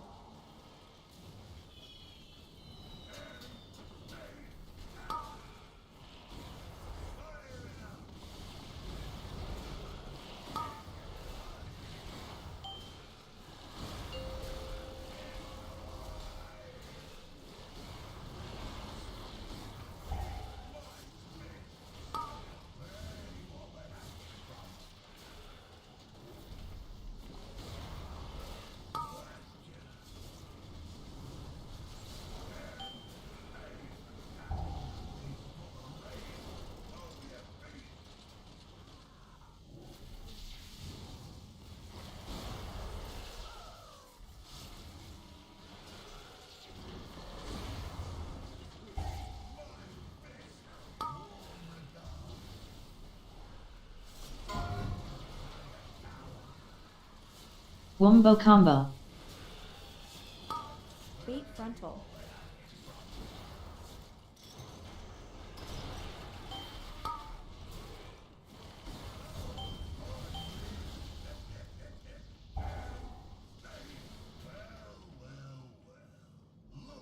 Festival.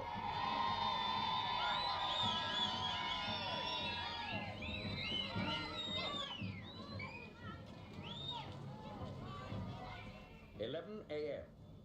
The ceremonial galley Ormarin Langi, the Long Serpent, begins its procession through the town.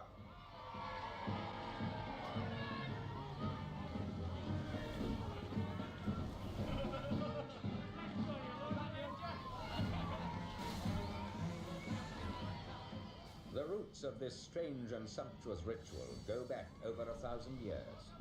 For these people are not British or Scottish in their origin, but Norse. For centuries indeed, their remote northern homeland was a part of the Kingdom of Norway and Denmark.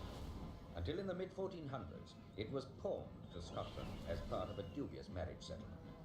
Ever since then, Shetland has been yoked to the mainland of Britain, yet its people still remain apart and different. 5, 4, 3, 2, 1.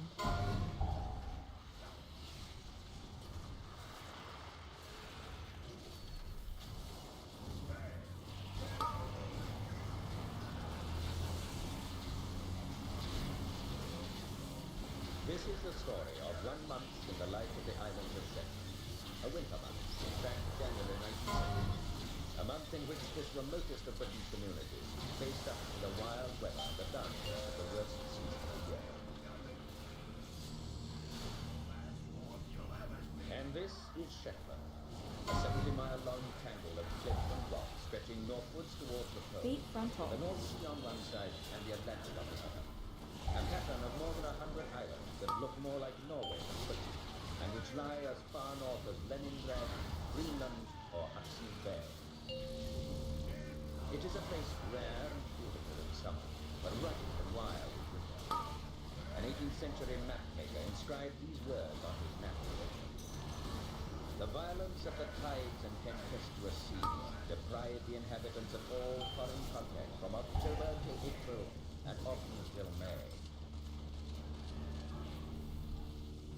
For the Roman Tacitus, these islands were Ultima Thule, the northern end of the world. Nowhere, he wrote, does the sea hold wider sway.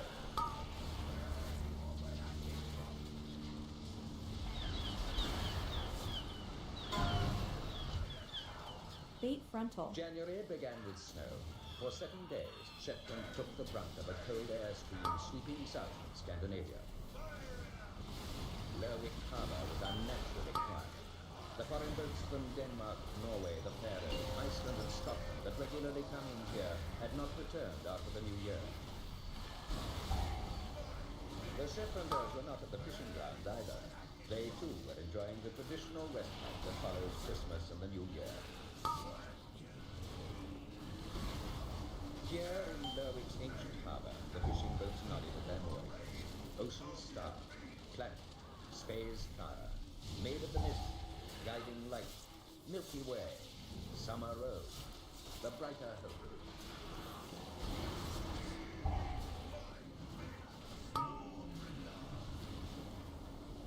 The Lerwick Lighters rode here too, but though it was to be a storm, Wombo combo. it was to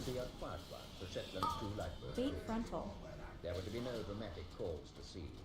Though late in January, one of their fellow lifeboats from the north of Scotland was to founder with the loss of 5 lives. By Wednesday, January the 7th, the snow was beginning to melt. The young Shetlanders took their last romp before the thaw.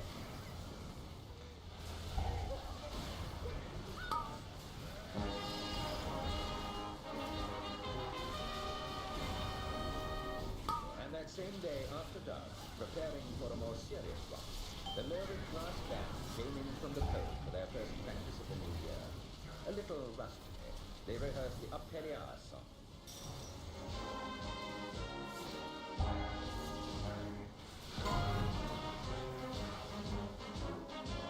Bait frontal.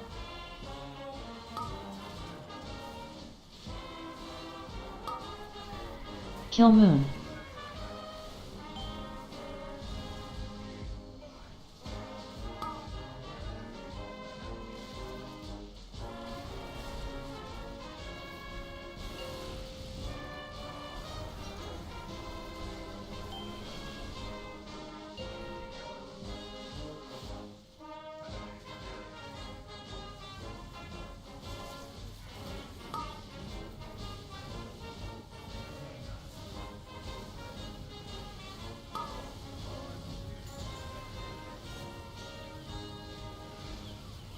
Next morning, Thursday, January the 8th, Robbie Watt, one of the best-known fishing skippers of Lerwick, took his boat Harvest Gold to sea to try out a new technique of fishing.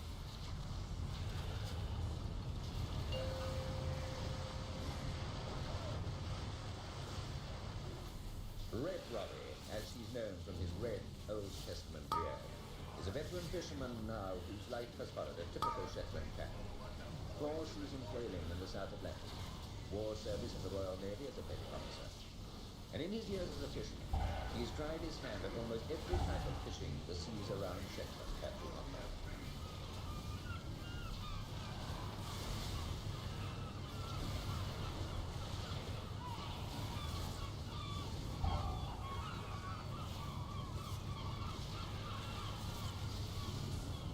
Just before Christmas, Robbie Watt had Harvest Bait Gold frontal. specially rigged for clam fishing.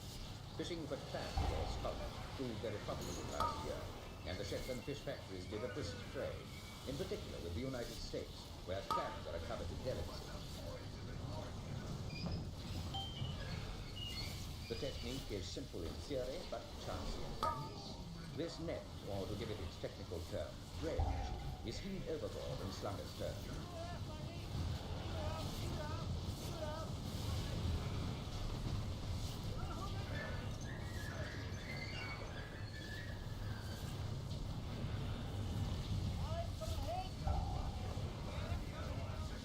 Then a wild walk is paid out to 3 times the depth of the water, and the bridge is dragged Immunity for left. an hour and a half along the sea bottom where the clams live.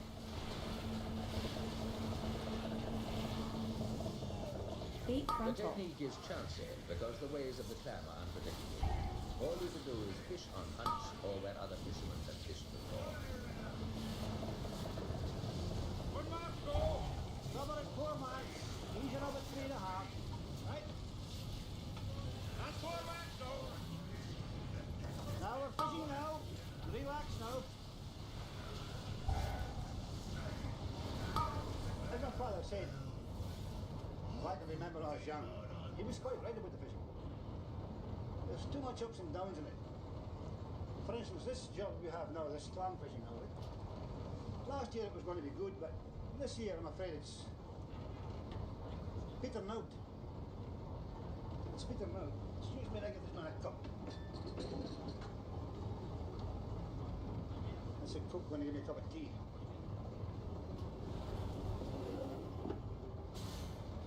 Well, my plans this winter is to try out this clams and wait for about a month, give it a try for a month and see if the clams comes back as prolific as they were last year. Last year about February they seemed to be plentiful. Whether they come back or not we don't know. It's a new fishing to us. We're finding on the west coast similar. But time will tell. There he comes!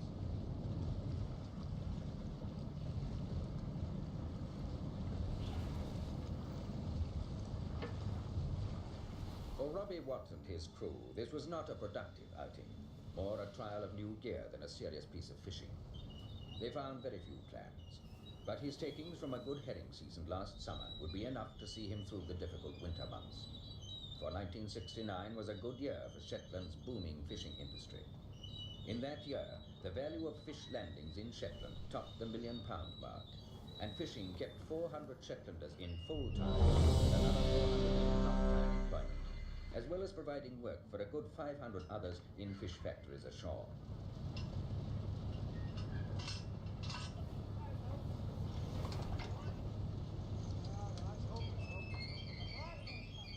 There will be many more waiting to take over when Robbie Watt retires from the sea.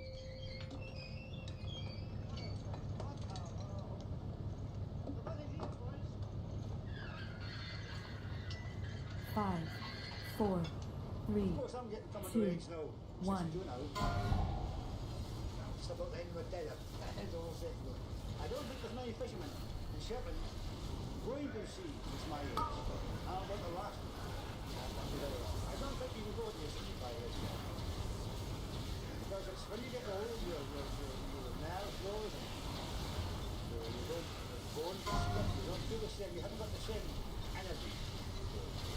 Now this job, the young man's job, the young man's job. It's a good life, it's a healthy life. I don't think there's a more honest of living to be Deep frontal. and the fishing. When you're on the shore, on the land, you've got all the roads, etc. But on the fishing, it's a very, very honest life. The sea is yours, catch is there, it's for you to catch, and it's a hard.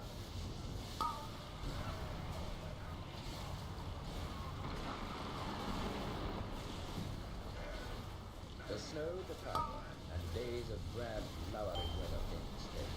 It was to be, in fact, almost the dullest January on record.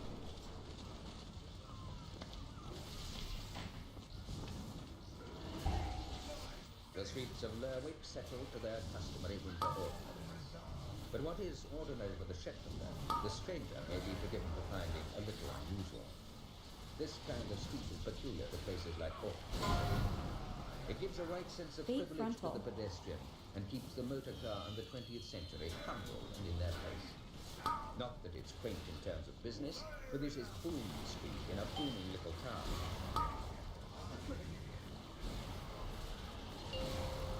It's cosmopolitan too.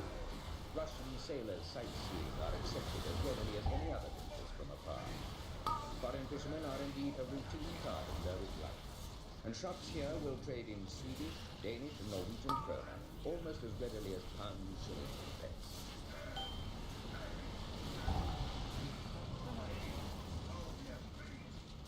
By Friday the 9th, the foreign boats were back on the fishing grounds around Shetland. Many of them took shelter in Lerwick Harbour from the series of gales that blew through the middle days of January. These are Danish. Altogether 50 Danish boats came into Lerwick during the month for shelter, supplies or repairs, while others came from Wombo combo. the Faroes, France, the USSR. Deep frontal.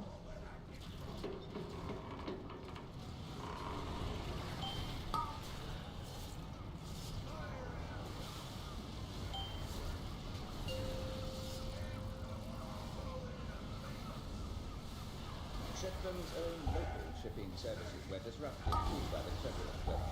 3 times in January, the regular sailings from Lerwick to the North Isles of Shetland were delayed for up to 24 hours.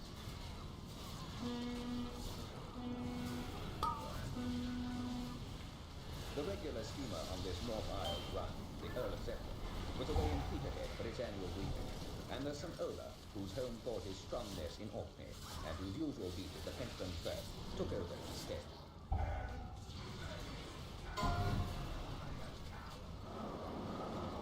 Deep frontal.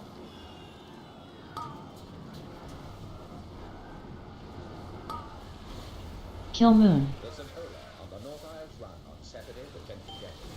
She should have sailed on Friday the 9th, but a force 7 to 8 southeast gale kept her stormbound at Lerwick.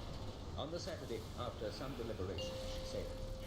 Though barely more than a mile or two from shore, she ran through some quite heavy seas, and was at one time rolling to as much as 35 degrees either way.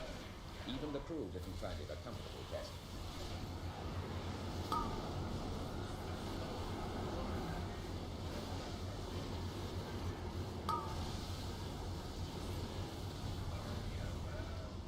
But then the St. Ola is not meant to be a pleasure boat. She is rather a handsome 750-ton delivery van. Her principal function is to bring the necessities of life to the Northern Islanders, whether it's tractors or tin soup, cars or cornflakes. The most northerly of Shetland's North Isles is Unst. Unst is 650 miles from London and almost as near to Norway as to Scotland. Once the island had a thriving herring industry. Here at Baltasar, 70 years ago, there were as many as 50 herring stations, and this anchorage was filled with sailing ships. And now there is nothing except a pier and a few empty buildings as a reminder of the boom years. But Unst has survived, barren and lonely as it may seem to a stranger's eye. This is a rich and remarkable island. It has lochs that teem with fish and rocks that abound in rare minerals. And Unst's rugged pasture land provides the perfect environment for that unique and famous breed, the Shetland pony. This island is, in fact, Shetland's principal pony parish.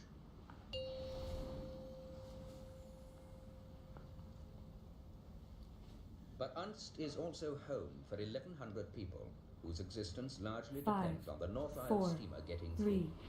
The news of her arrival here, and in winter she might well be several days late, flashes across the island like the tidings of an armada. But the transporting of goods has to be paid for, and there is a grievance.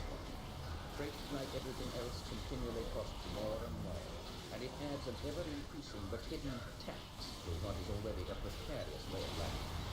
Unst its people is remote enough without being penalized for its remoteness. But life and the business has to carry on. This business, for example, this is the headquarters of the biggest business concern on the island. Alexander Sanderson & Sons, a long-established family firm. In fact, Sandersons are a number of businesses in one. For example, they own this shop. It's less a shop in the normal sense than a universal store of the kind you might expect to find, say, in Alaska or the Falkland Islands. There's a bakery, too, Victorian style, established in 1885.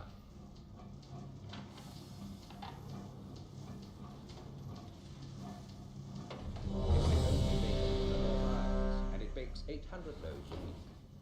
Unst inevitably is the main consumer, but they also export to some of the other islands.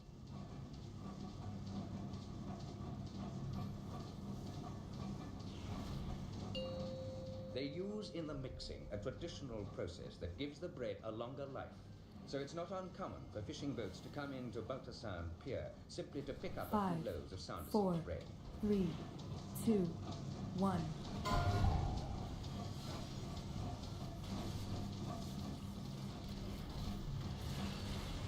They've also had a special line in biscuits since the turn of the century. Once, Sanderson's tea biscuits were exported as far south as Aberdeen, until rising freight charges killed the trade off. Even now, they still produce 300 pounds of biscuits per week.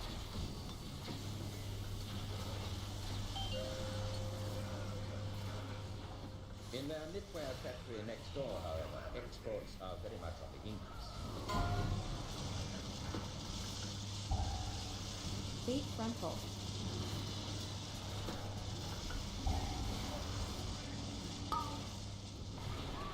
Shetland knitwear is in vogue, and the products of this tiny factory will go as far afield as Switzerland, France, and the Bahamas.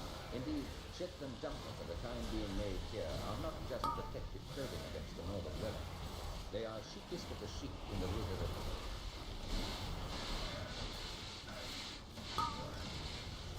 The factory employs 5 people full-time and 5 part-time, and it also provides casual work for several dozen hand knitters scattered round the island. These, being mainly croppers' wives, have plenty of time for knitting in the dark midwinter evenings, whereas in summer they will be busy about their crops. So winter marks the peak of the production year.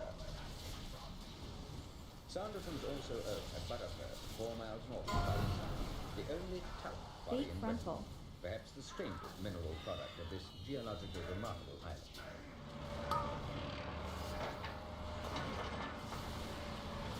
They have been working this quarry since 1945, and regularly every month talc from here is shipped south to Bristol. But it's not the sort of talc that turns up thin the ribbon in the garden. It's meant for industrial use in the roofing felt and ceramic trade. It's estimated that the quarry has at least another 15 or 20 years life, and it keeps 6 men steadily employed.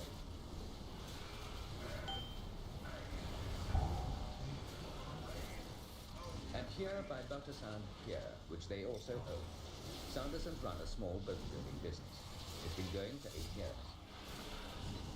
So far, they have mainly built pleasure craft, but now they are turning their hands with support from the Highland and Islands Development Board to small fishing boats.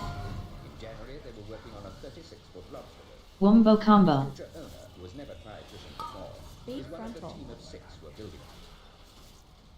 But business here has its problems. The head of the firm, Duncan Sanderson, great-grandson of the original Alexander. Certainly for business, we're probably one of the last of the motor old family business that is operating. The rest have been driven away. Most of my relations have been driven away, in fact, from Unst. And this is probably the depressing part. You see businesses closing down, and there's obviously a reason for it. These people were driven away. They didn't want to go away. They were driven away. And we wonder if conditions are going to change.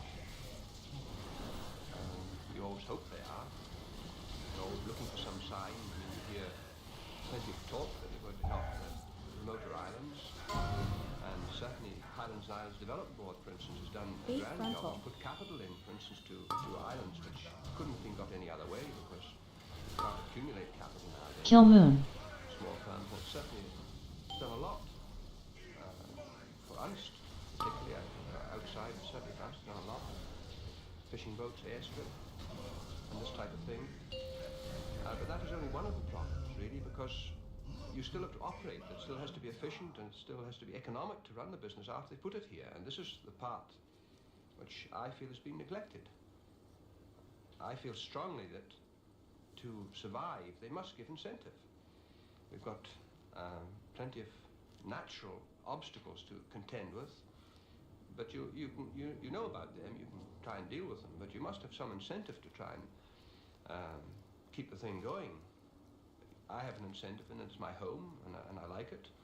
But apart from that, you must be able to compete with your opposition, and you must have the chance of doing this, which gets very difficult.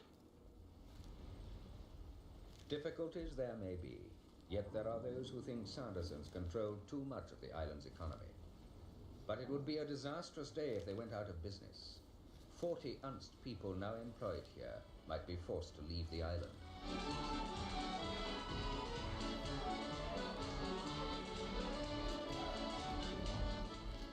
January moved on. The Unst township of Haroldswick held a dance on Tuesday, January the 13th, to commemorate the new year. Not the New Year known to everyone else in the United Kingdom, but the old New Year of the Gregorian calendar, as celebrated by the Russians before the Revolution, and by some of the people of Unst to this day.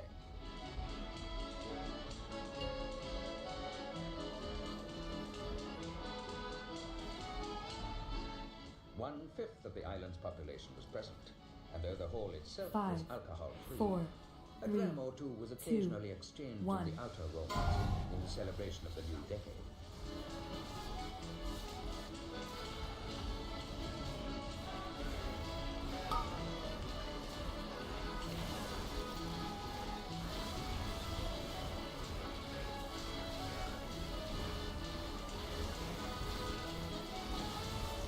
Now, ladies and gentlemen, we'd like to give you a little number now by the Scream, and it's called Spoonful. There was a visiting band there too, a group from the island's RAF radar camp, with an altogether different sound of music. Unst coped with both ancient and modern with Bait equal frontal. dexterity.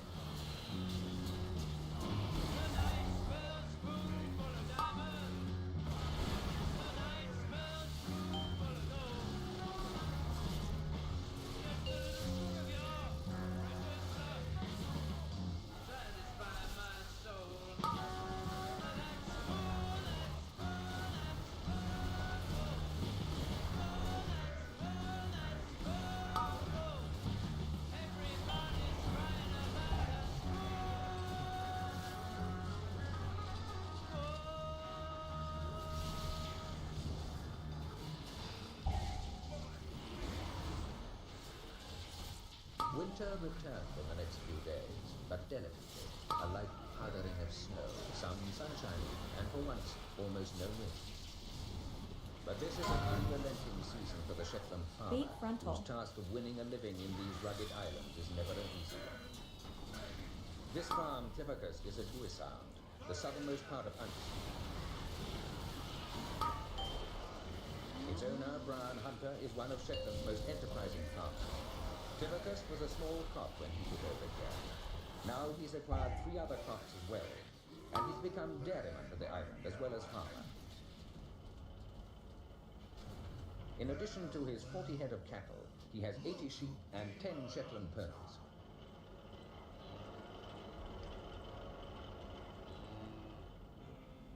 Helping him on the farm last winter was Brian's elder brother, Willie Hunter, formerly a merchant seaman, who plans to combine farming with inshore fishing. He spent much of January making crab creels against the delivery of a 35-foot fishing boat in the spring. But when Willie goes to the fishing, Brian will not be short of labour. His father, J.J. Hunter, now in semi-retirement, regularly assists with the dairy work, and they have one full-time employee as well. Strangely enough, Brian Hunter first trained as an industrial metallurgist. He is a Shetlander who went away and then came back. Well, I was working down in London at the Dagenham, with the Ford Motor Company. I didn't much like the life down there, being part of 5, 40,000 employees. 3, the life 2, in a big 1. city is so much different from up in Shetland. I remember driving out one weekend from London, and Sunday afternoon I got stuck in a 3-mile traffic jam. We walked about 5 miles, it was 2 hours, sitting sweating in the pants on humid air. I'd give anything for the freedom of the open air, Shetland, hills and sea, wind.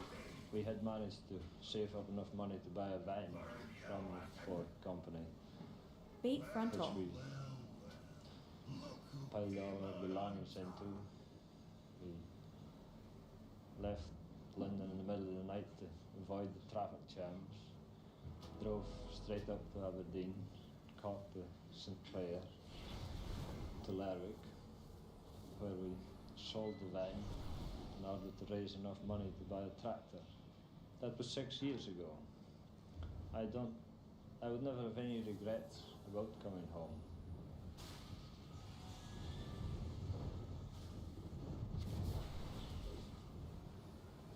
I get tremendous kick out of the boys.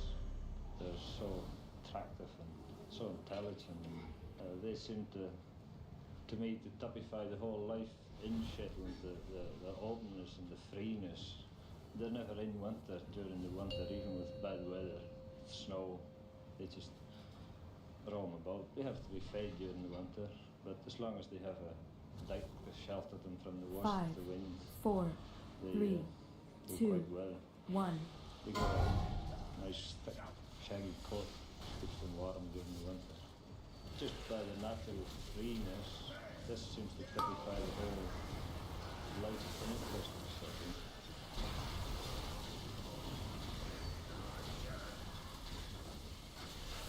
But farms like Brian Hunter's are still the exception to Shetland. The standard unit of agriculture is still the tiny single-story crop, too small to provide a living on its own. Too often in Shetland, indeed, one finds the melancholy symptoms of that classic disease in remote communities, the drifting away of people from the land because the land is not able to see them. Shetland's population is 17,000 now, 10,000 less than it was a century ago, and the land, not the towns, has been the principal sufferer.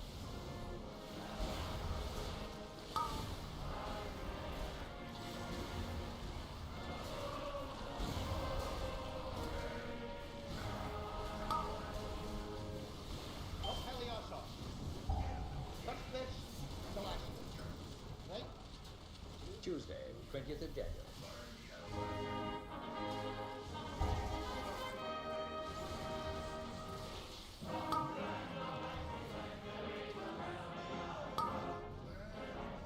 While the winter rain fell outside, 300 lusty men of Lerwick gathered in the town's theatre to rehearse the music for Up Heliar.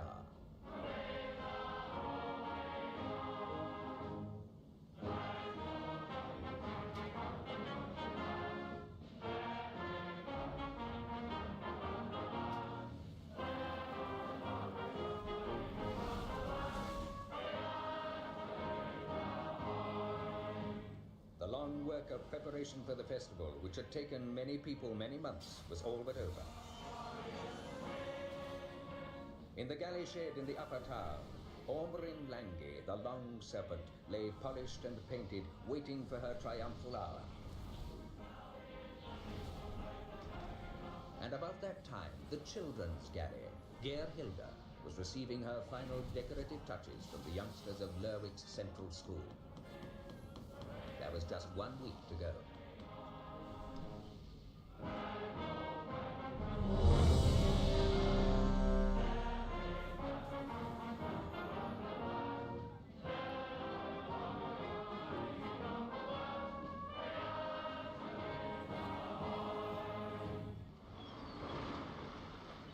But January's storms were not over yet.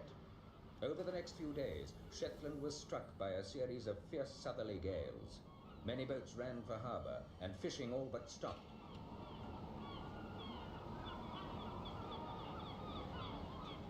This is Scalloway, on the west coast of Shetland, on the morning of Wednesday, January the 21st. This was the day that 200 miles south from here, the Fraserburgh lifeboat Duchess of Kent capsized in heavy seas with the loss of 5 lives. Among the boats in Scalloway that morning 5, was Shetland's 4, second newest fishing 3, boat, Wavecrest. 2, 1. Wavecrest is an 86-foot-long old steel boat.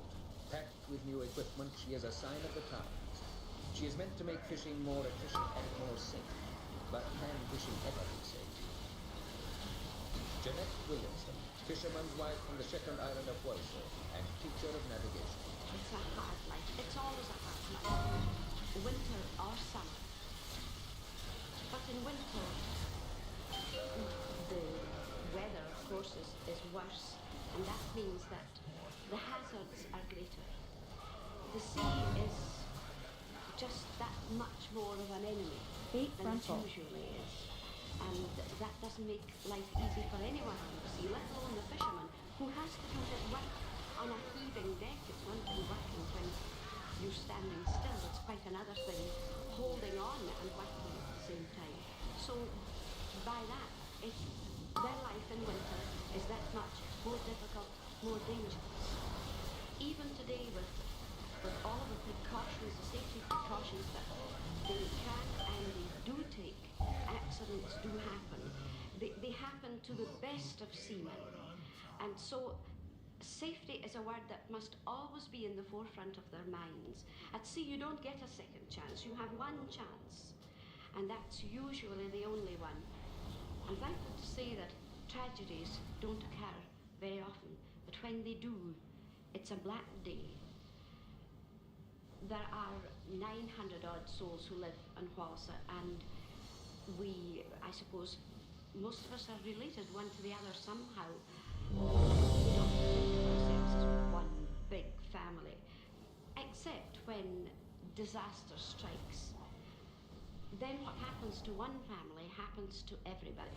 I could never imagine any particular section of the community having some kind of a social gathering where they were rejoicing over something. 5, If at 4, the other end of the aisle, 3, 2, some family 1. were in mourning.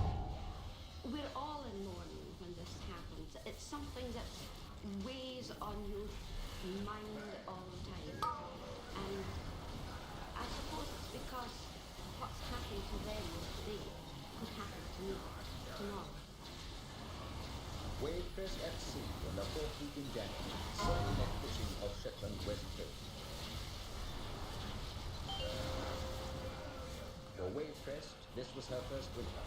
She's an expensive boat. She cost £100,000. 40% of that sum came from a grant from the Heading Ministry Board. 15% was put down by the consortium of 5 young men who owned her.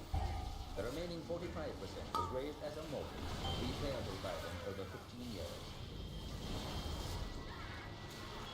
Skipper and head of the consortium is Jim Henry of Hamnavo in Burra Island on Shetland's west side. He and his crew carry a heavy responsibility. If they were fishing for a firm based in Grimsby or Aberdeen, life might be easier, but they're fishing for their own summers, for the summers of their wives and children. And last winter, with a £40,000 mortgage to pay off, and their pockets none too full thanks to the late delivery of the boat, they were working very hard indeed.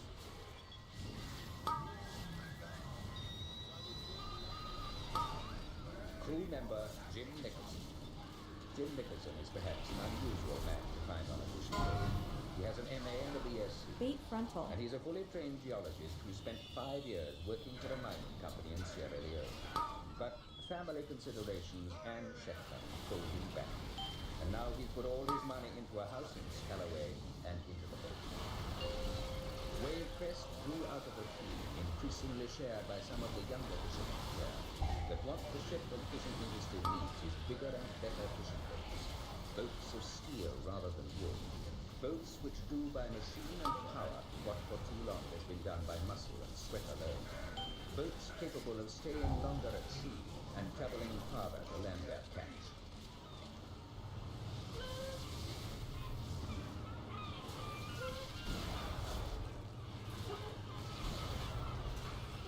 Wavecrest rarely sells her fish in Shetland.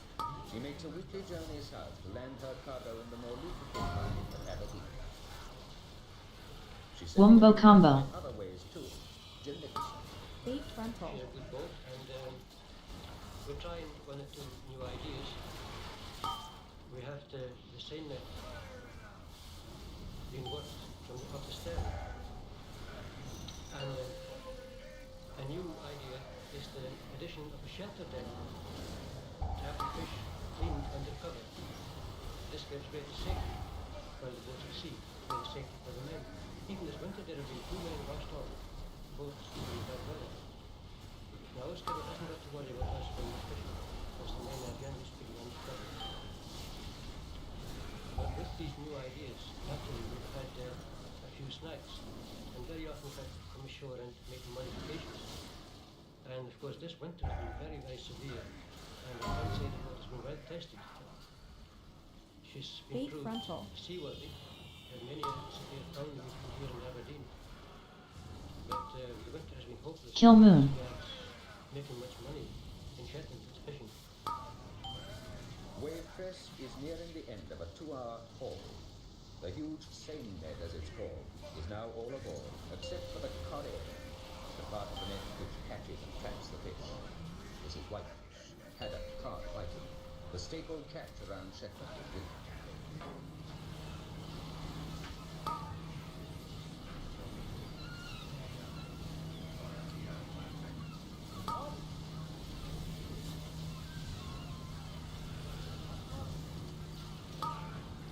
The crew considered this just a moderate haul. There's only enough fish in the net for 2 lifts. In other words, the cod end was heaved aboard in just 2 sections. A good catch would give them 4 lifts.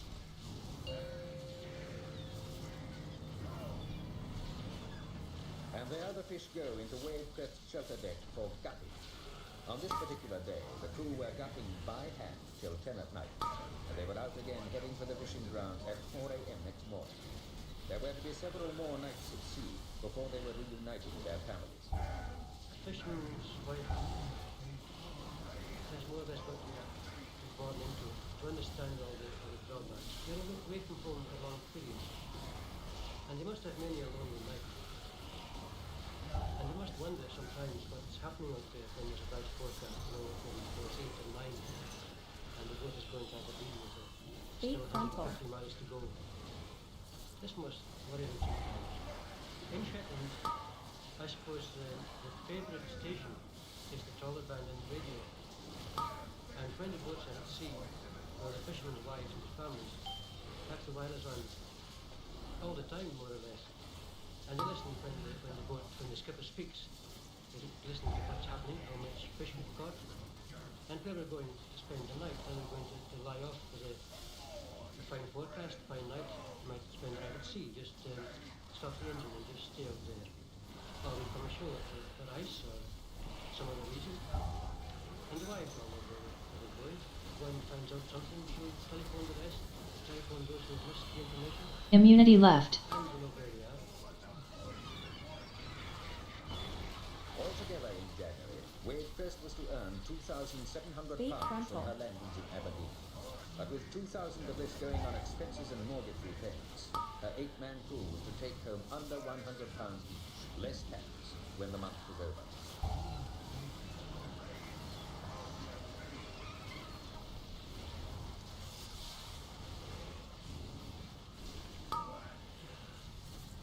Lerwick, Monday the 26th of January. On the Sunday, the weather had been wild and dark. With the Monday morning, there came a sudden miraculous calm. It was as though the Norse gods, having buffeted Shetland with storm and tempest throughout most of January, had declared a truce for up Heliar. Bait frontal. Gust bomb. Asyev, one of the water tenders to the Russian fishing fleet scattered about the Atlantic, lay in Lerwick harbour as the town braced itself for up Heliar. Strangely indifferent, she slipped away quietly before the festival began.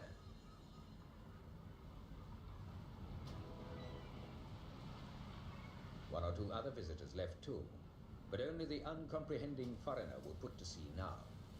For the men of Lerwick, there would be little fishing for the next few days. And then at last the great morning came. Tuesday, January the 27th, 1970. 11:15. Henrin Lange and her squad of Viking attendants moved through the lower town towards the waterfront. Centuries ago, the Viking chiefs drank and caroused through the long, inhospitable nights of the northern winter. Darkness and tempest kept their galleys ashore and curbed their adventurous spirits. They longed for the return of the sun god, for the first signs of the death of winter. And when the winter solstice ended 24 days after Yule, they celebrated with fires and feasting and the greatest carousal of all. These are the genial inheritors of this warrior tradition. And up Heliar means simply the end of enforced idleness, the end of the holidays. Only for the Vikings, it was not back to school, but a return to pillage and the zest for adventure that drove them west to America, south and east to the gates of Constantinople.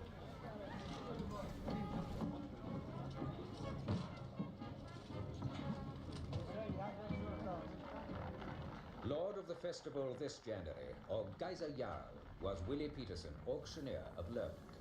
This day all but monarch of all he surveyed.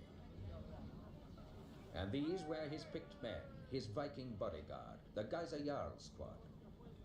Prominent among them, skipper Robbie Watt, Red Robbie of Harvest Gold. Later, the two generations met. The children's galley and its young attendants were visited by the Geyser Jarl. Right, we'd like you parents to hear you singing the Faliachi. Is that your money, friend? I want you to shout as loud as you can. Look at me. Guys, Jarl, I'll start. What do you mean? Okay, the Faliachi on me. From grand old Viking centuries, up Heliar has come. Then light the torch and form the march and sound the rolling drum, and wake the mighty memories of heroes that are dumb. The waves are rolling on.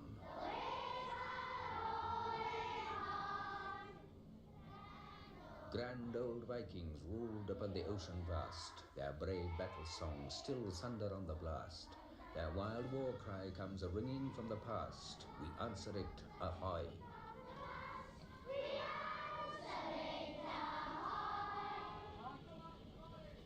And then night came. 700 costumed torchmen assembled to escort the big galley on her final journey. At 7:30 precisely, the lighting of the torches began. Fire is the essential element of this festival. Compared with it, the galley and the gorgeous clothes are trimmings. A century ago, there was no galley. Instead, blazing tar barrels were rolled through the streets by rival gangs, and old enmities were paid off in frenzied rioting. Until a gentle, blind Shetland scholar came along, who turned it back into the Viking celebration it always should have been, and which it is today. But fire, symbol of warmth and the returning sun, has always been at the heart of it all.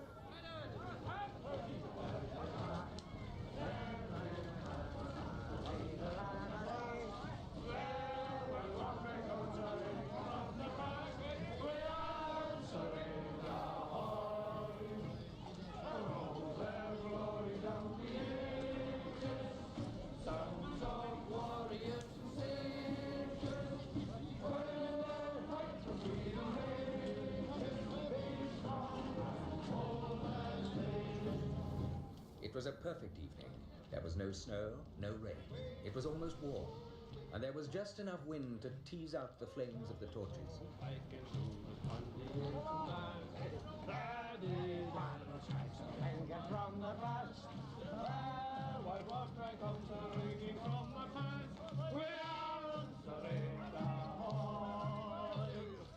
There is one supreme virtue about Upheliar. It is not put on for the tourists. Winter is the essential time for it, and there are no tourists here then. It isn't even put on for Shetland. It's basically for the people of Lerwick and for them alone. Nor is it pummeled annually into existence by a dwindling company of backward-looking enthusiasts. It stands in its own right and runs on the gusto of the men who take part in it. A remarkable people would be much the poorer if it were whisked away.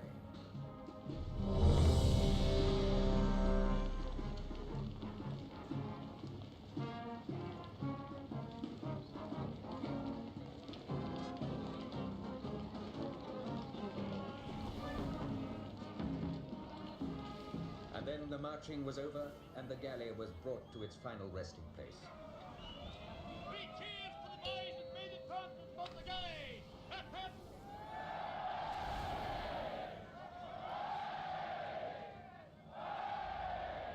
5, 4, 3, 2, 1.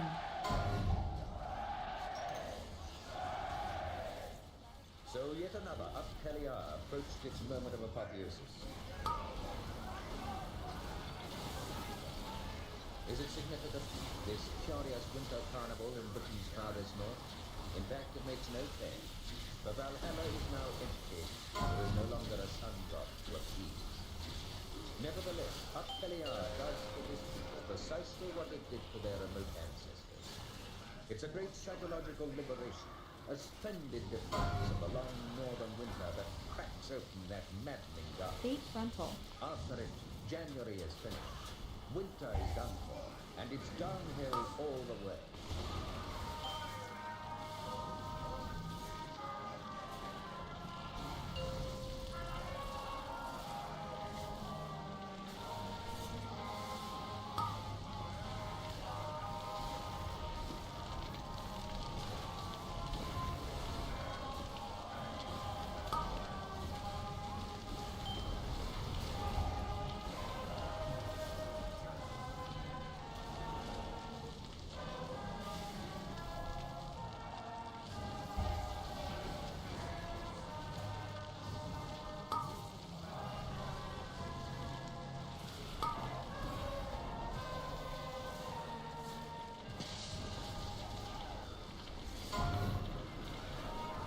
Bait frontal.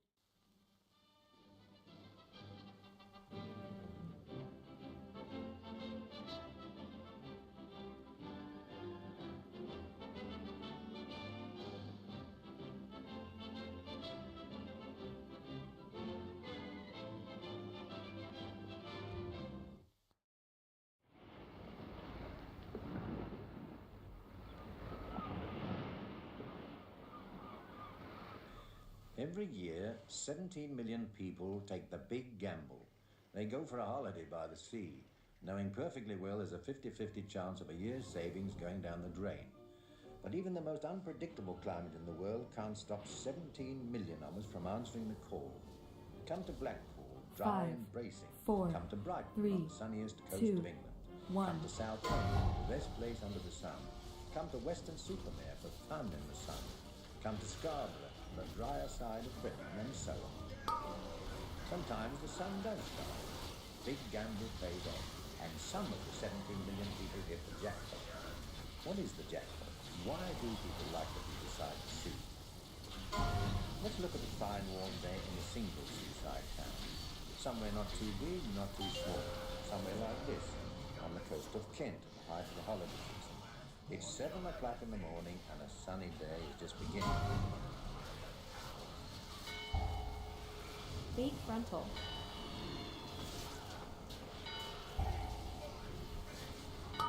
This place has been here for 150 years. As a matter of fact, Charles Dickens used to live here at Bleak House, Broadstairs. The town hasn't changed much since his day, when only the wealthy few could afford to go to the seaside.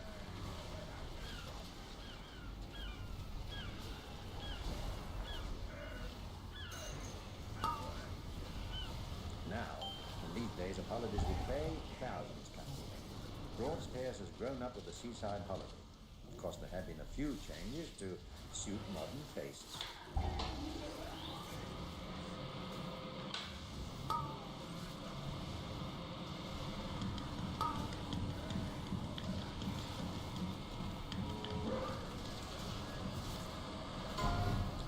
Eight o'clock in the morning. Beat frontal. 100 gallons of ice cream is being mixed and frozen, all to be eaten in threepennies and sixpennies before the day is out. But it isn't ice cream or candy floss or bubblegum or slot machines that bring people here. The two big attractions are just the same as they were when seaside holidays began: the sea and the sand.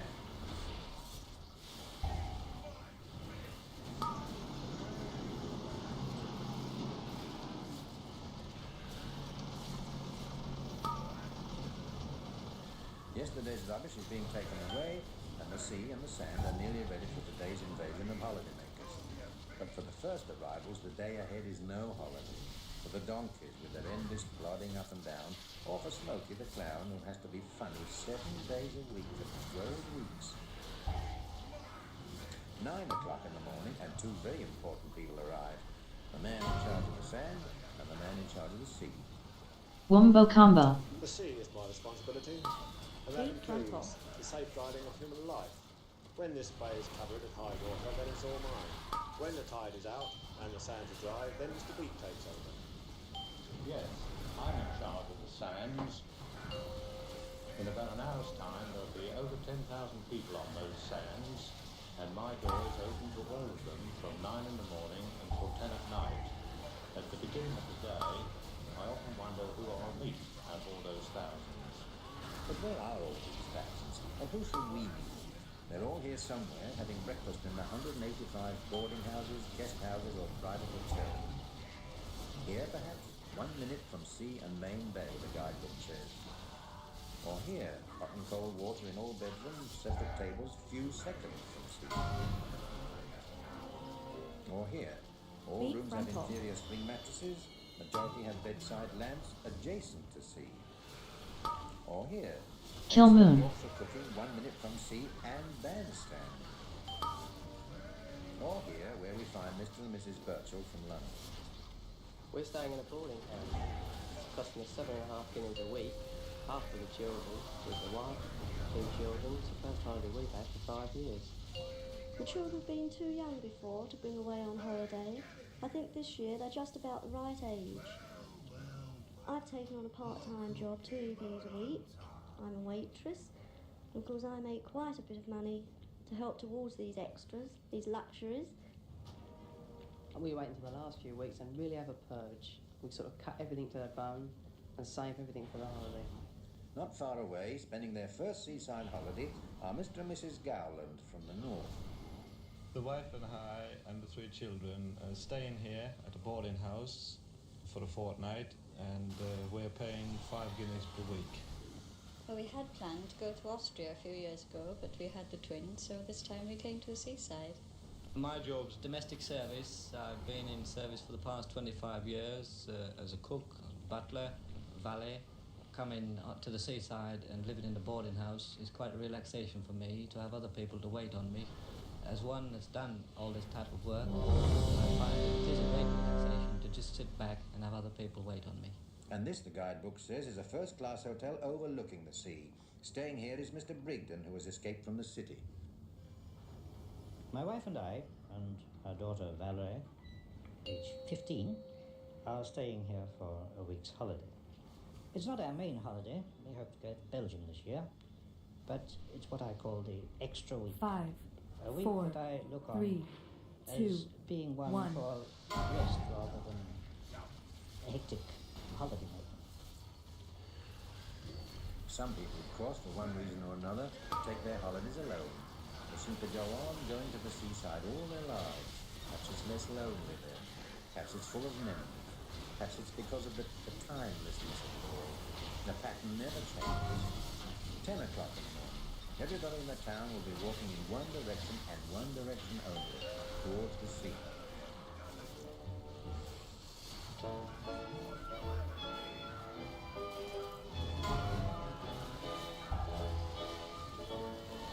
Deep frontal.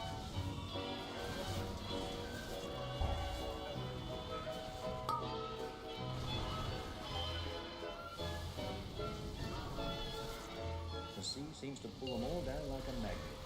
It's easy to see what the kids get out of it, especially when there's a clown thrown in for laughs. Put my funny red nose on now, he thought. Did he went in my mouth, didn't he? You're the little boy that pushed me in the water last week, didn't you? Yeah, you were getting out of that in this week. But the beach attracts young and old alike. The 10,000 people are all here.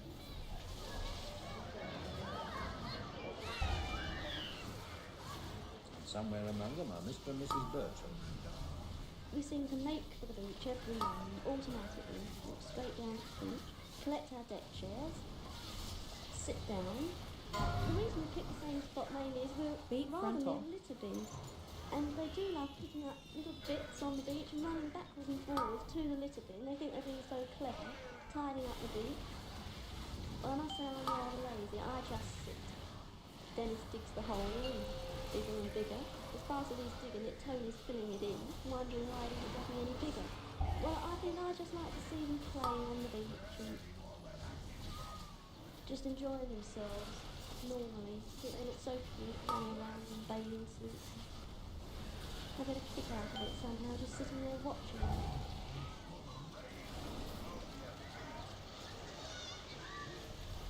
Simple way to spend our morning, isn't it? Yet thousands do exactly the same thing. Mr. and Mrs. Gowland, for instance. Well, every morning we wander down to the beach and sit there and the children play and have a paddle. My husband makes some sand castles. As a matter of fact, I think it's Wombo combo. the easiest way of relaxing in the world. Deep I think frontal. it's marvellous to watch the children totally enjoying themselves, running down to the waterfront, running back again, knocking the sandcastles down that daddy's worked hard to build. Really wonderful. If one really wants to relax, sit on the seafront and just listen to the sea go in. And what are they all thinking about? All I ever do is simply do is just keeping the children in the room, going into the water. My main thoughts are really all the time of children, just to sit there keeping happy and they're enjoying themselves. And I don't really think about anything else myself.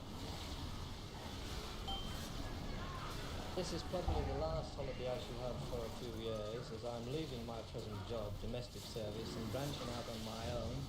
I've bought a fish and chip shop business in the north. Of course, it's going to be jolly hard work in the beginning.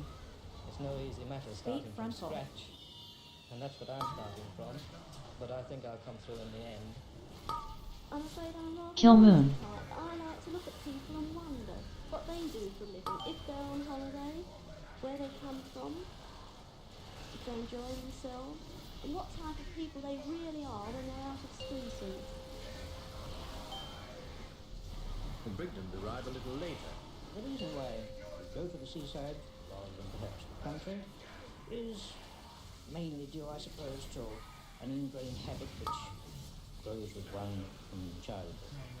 When we were children, we always went to the sea, and it becomes, as I say, a habit which continues as one grows older.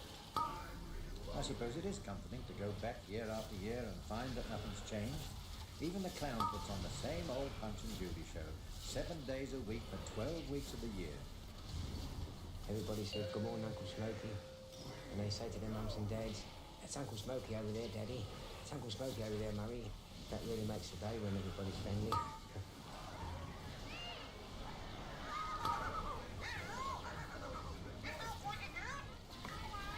Hello, oh, Mr. Punch, put that stick down. I've got a little job for you.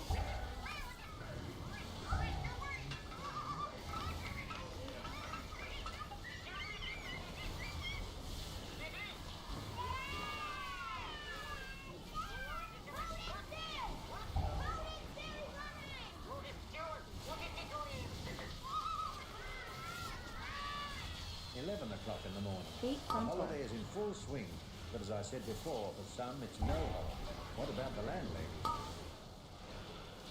I've been running this boarding house now for 13 years. We've got 14 bedrooms here. We usually cater for 33 people, including children. We charge 5 guineas a week in August, of course half price for the kiddies. I do all the cooking myself, and all the washing and the ironing, but the 2 girls help me with the vegetables and the bedrooms. We never get a lot of time for sitting down through the day, and as for the food, I get sick of the sight of the food. All I have ever had is just a boiled egg now and again. It's usually the working class people who are the most grateful for what you do for them. Immunity But left. the upper class people come down, they just think you're doing it because you're paid to do it. But with the working class people, they're really grateful for what you do and they appreciate everything. Beat frontal.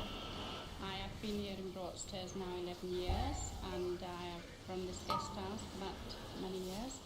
I take around 16 to 17 people. I have 7 let-in bedrooms. Our charge is 7 guineas a week, and we take children, we babysit for them, and generally out the mother, and we do our best to get them out on evenings so that their time is free and they can get with hubby. My home, I feel, is home from home. I keep it that way because so many people like to feel the atmosphere of home, and if they come away from good homes, they do like to go into a good home. I'm the manager of the leading hotel in the town. We have 31 bedrooms and we can accommodate approximately 50 guests. During August, our present terms are 12 guineas a week, inclusive. They will, like everybody else, I suppose, go up again next year. My morning really starts by checking that the staff are on duty.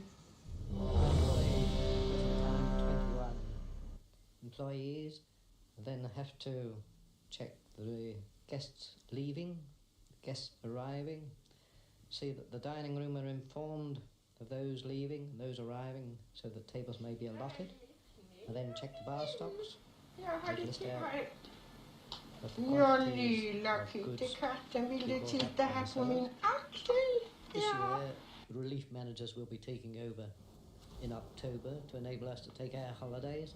My wife and I will be going over to Spain, spending a fortnight in Spain. 4, 12 o'clock 3, midday, 2, and it's certainly no 1. holiday for the man in charge of the sand. His office door is still open to all and sundry. Come in. How would you like this for your breakfast?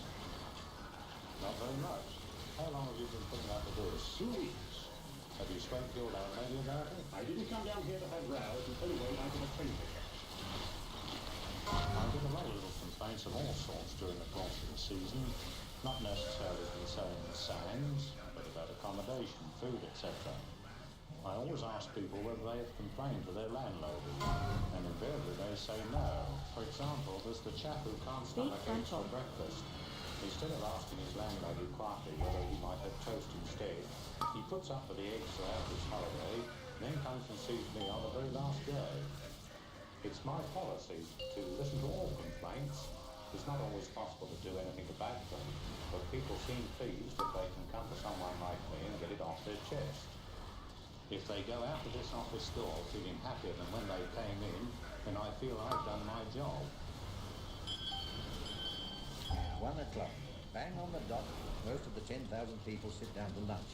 And that's all part of the big gamble. Food is very important when you're on holiday.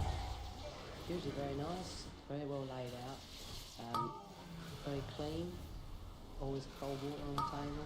The lunches are very, very good in themselves, very sustaining. They keep me going very well. Believe me, it's really lovely to just go down, sit down and have your lunch brought to you. An hour or two do play up sometimes at meal times, but on the whole they are behaving very well down here. Much better than they do at home normally. You ever hear that? When you work for a person that spends in the region of 2,000 a year on food, it makes one rather critical. But then, I'm not here to criticise. I'm on holiday. I'm just relaxing. If I went down into that kitchen for an hour, I could organise a 5-course meal consisting of tomato soup, fried fillets of Dover sole, roast fillet of beef, followed by a chocolate souffle with cream, and then a cheese savoury, followed by coffee. We usually come into lunch about 1 o'clock, appreciate the variety of the menu as much as the elasticity of the hour for lunch, 10 normally about 12 to 2. The actual, of course, I say this with all due respect to my wife, is more varied than one gets at home. And one has a choice, and one appreciates the fact that one can choose perhaps hot or cold meals according to the state of the weather or one's own inclination. Others take their lunch according to their inclinations. Fancy carrying this thing along the beach for 12 weeks. I'm going to get one with wheels on next year.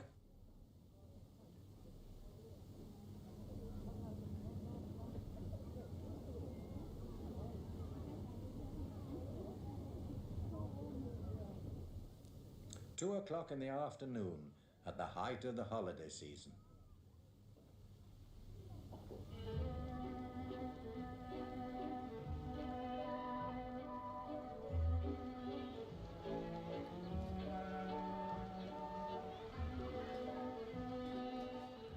Three 3 o'clock. Everybody's back on the beach. The sun is a little hotter now, and home seems a long, long way away.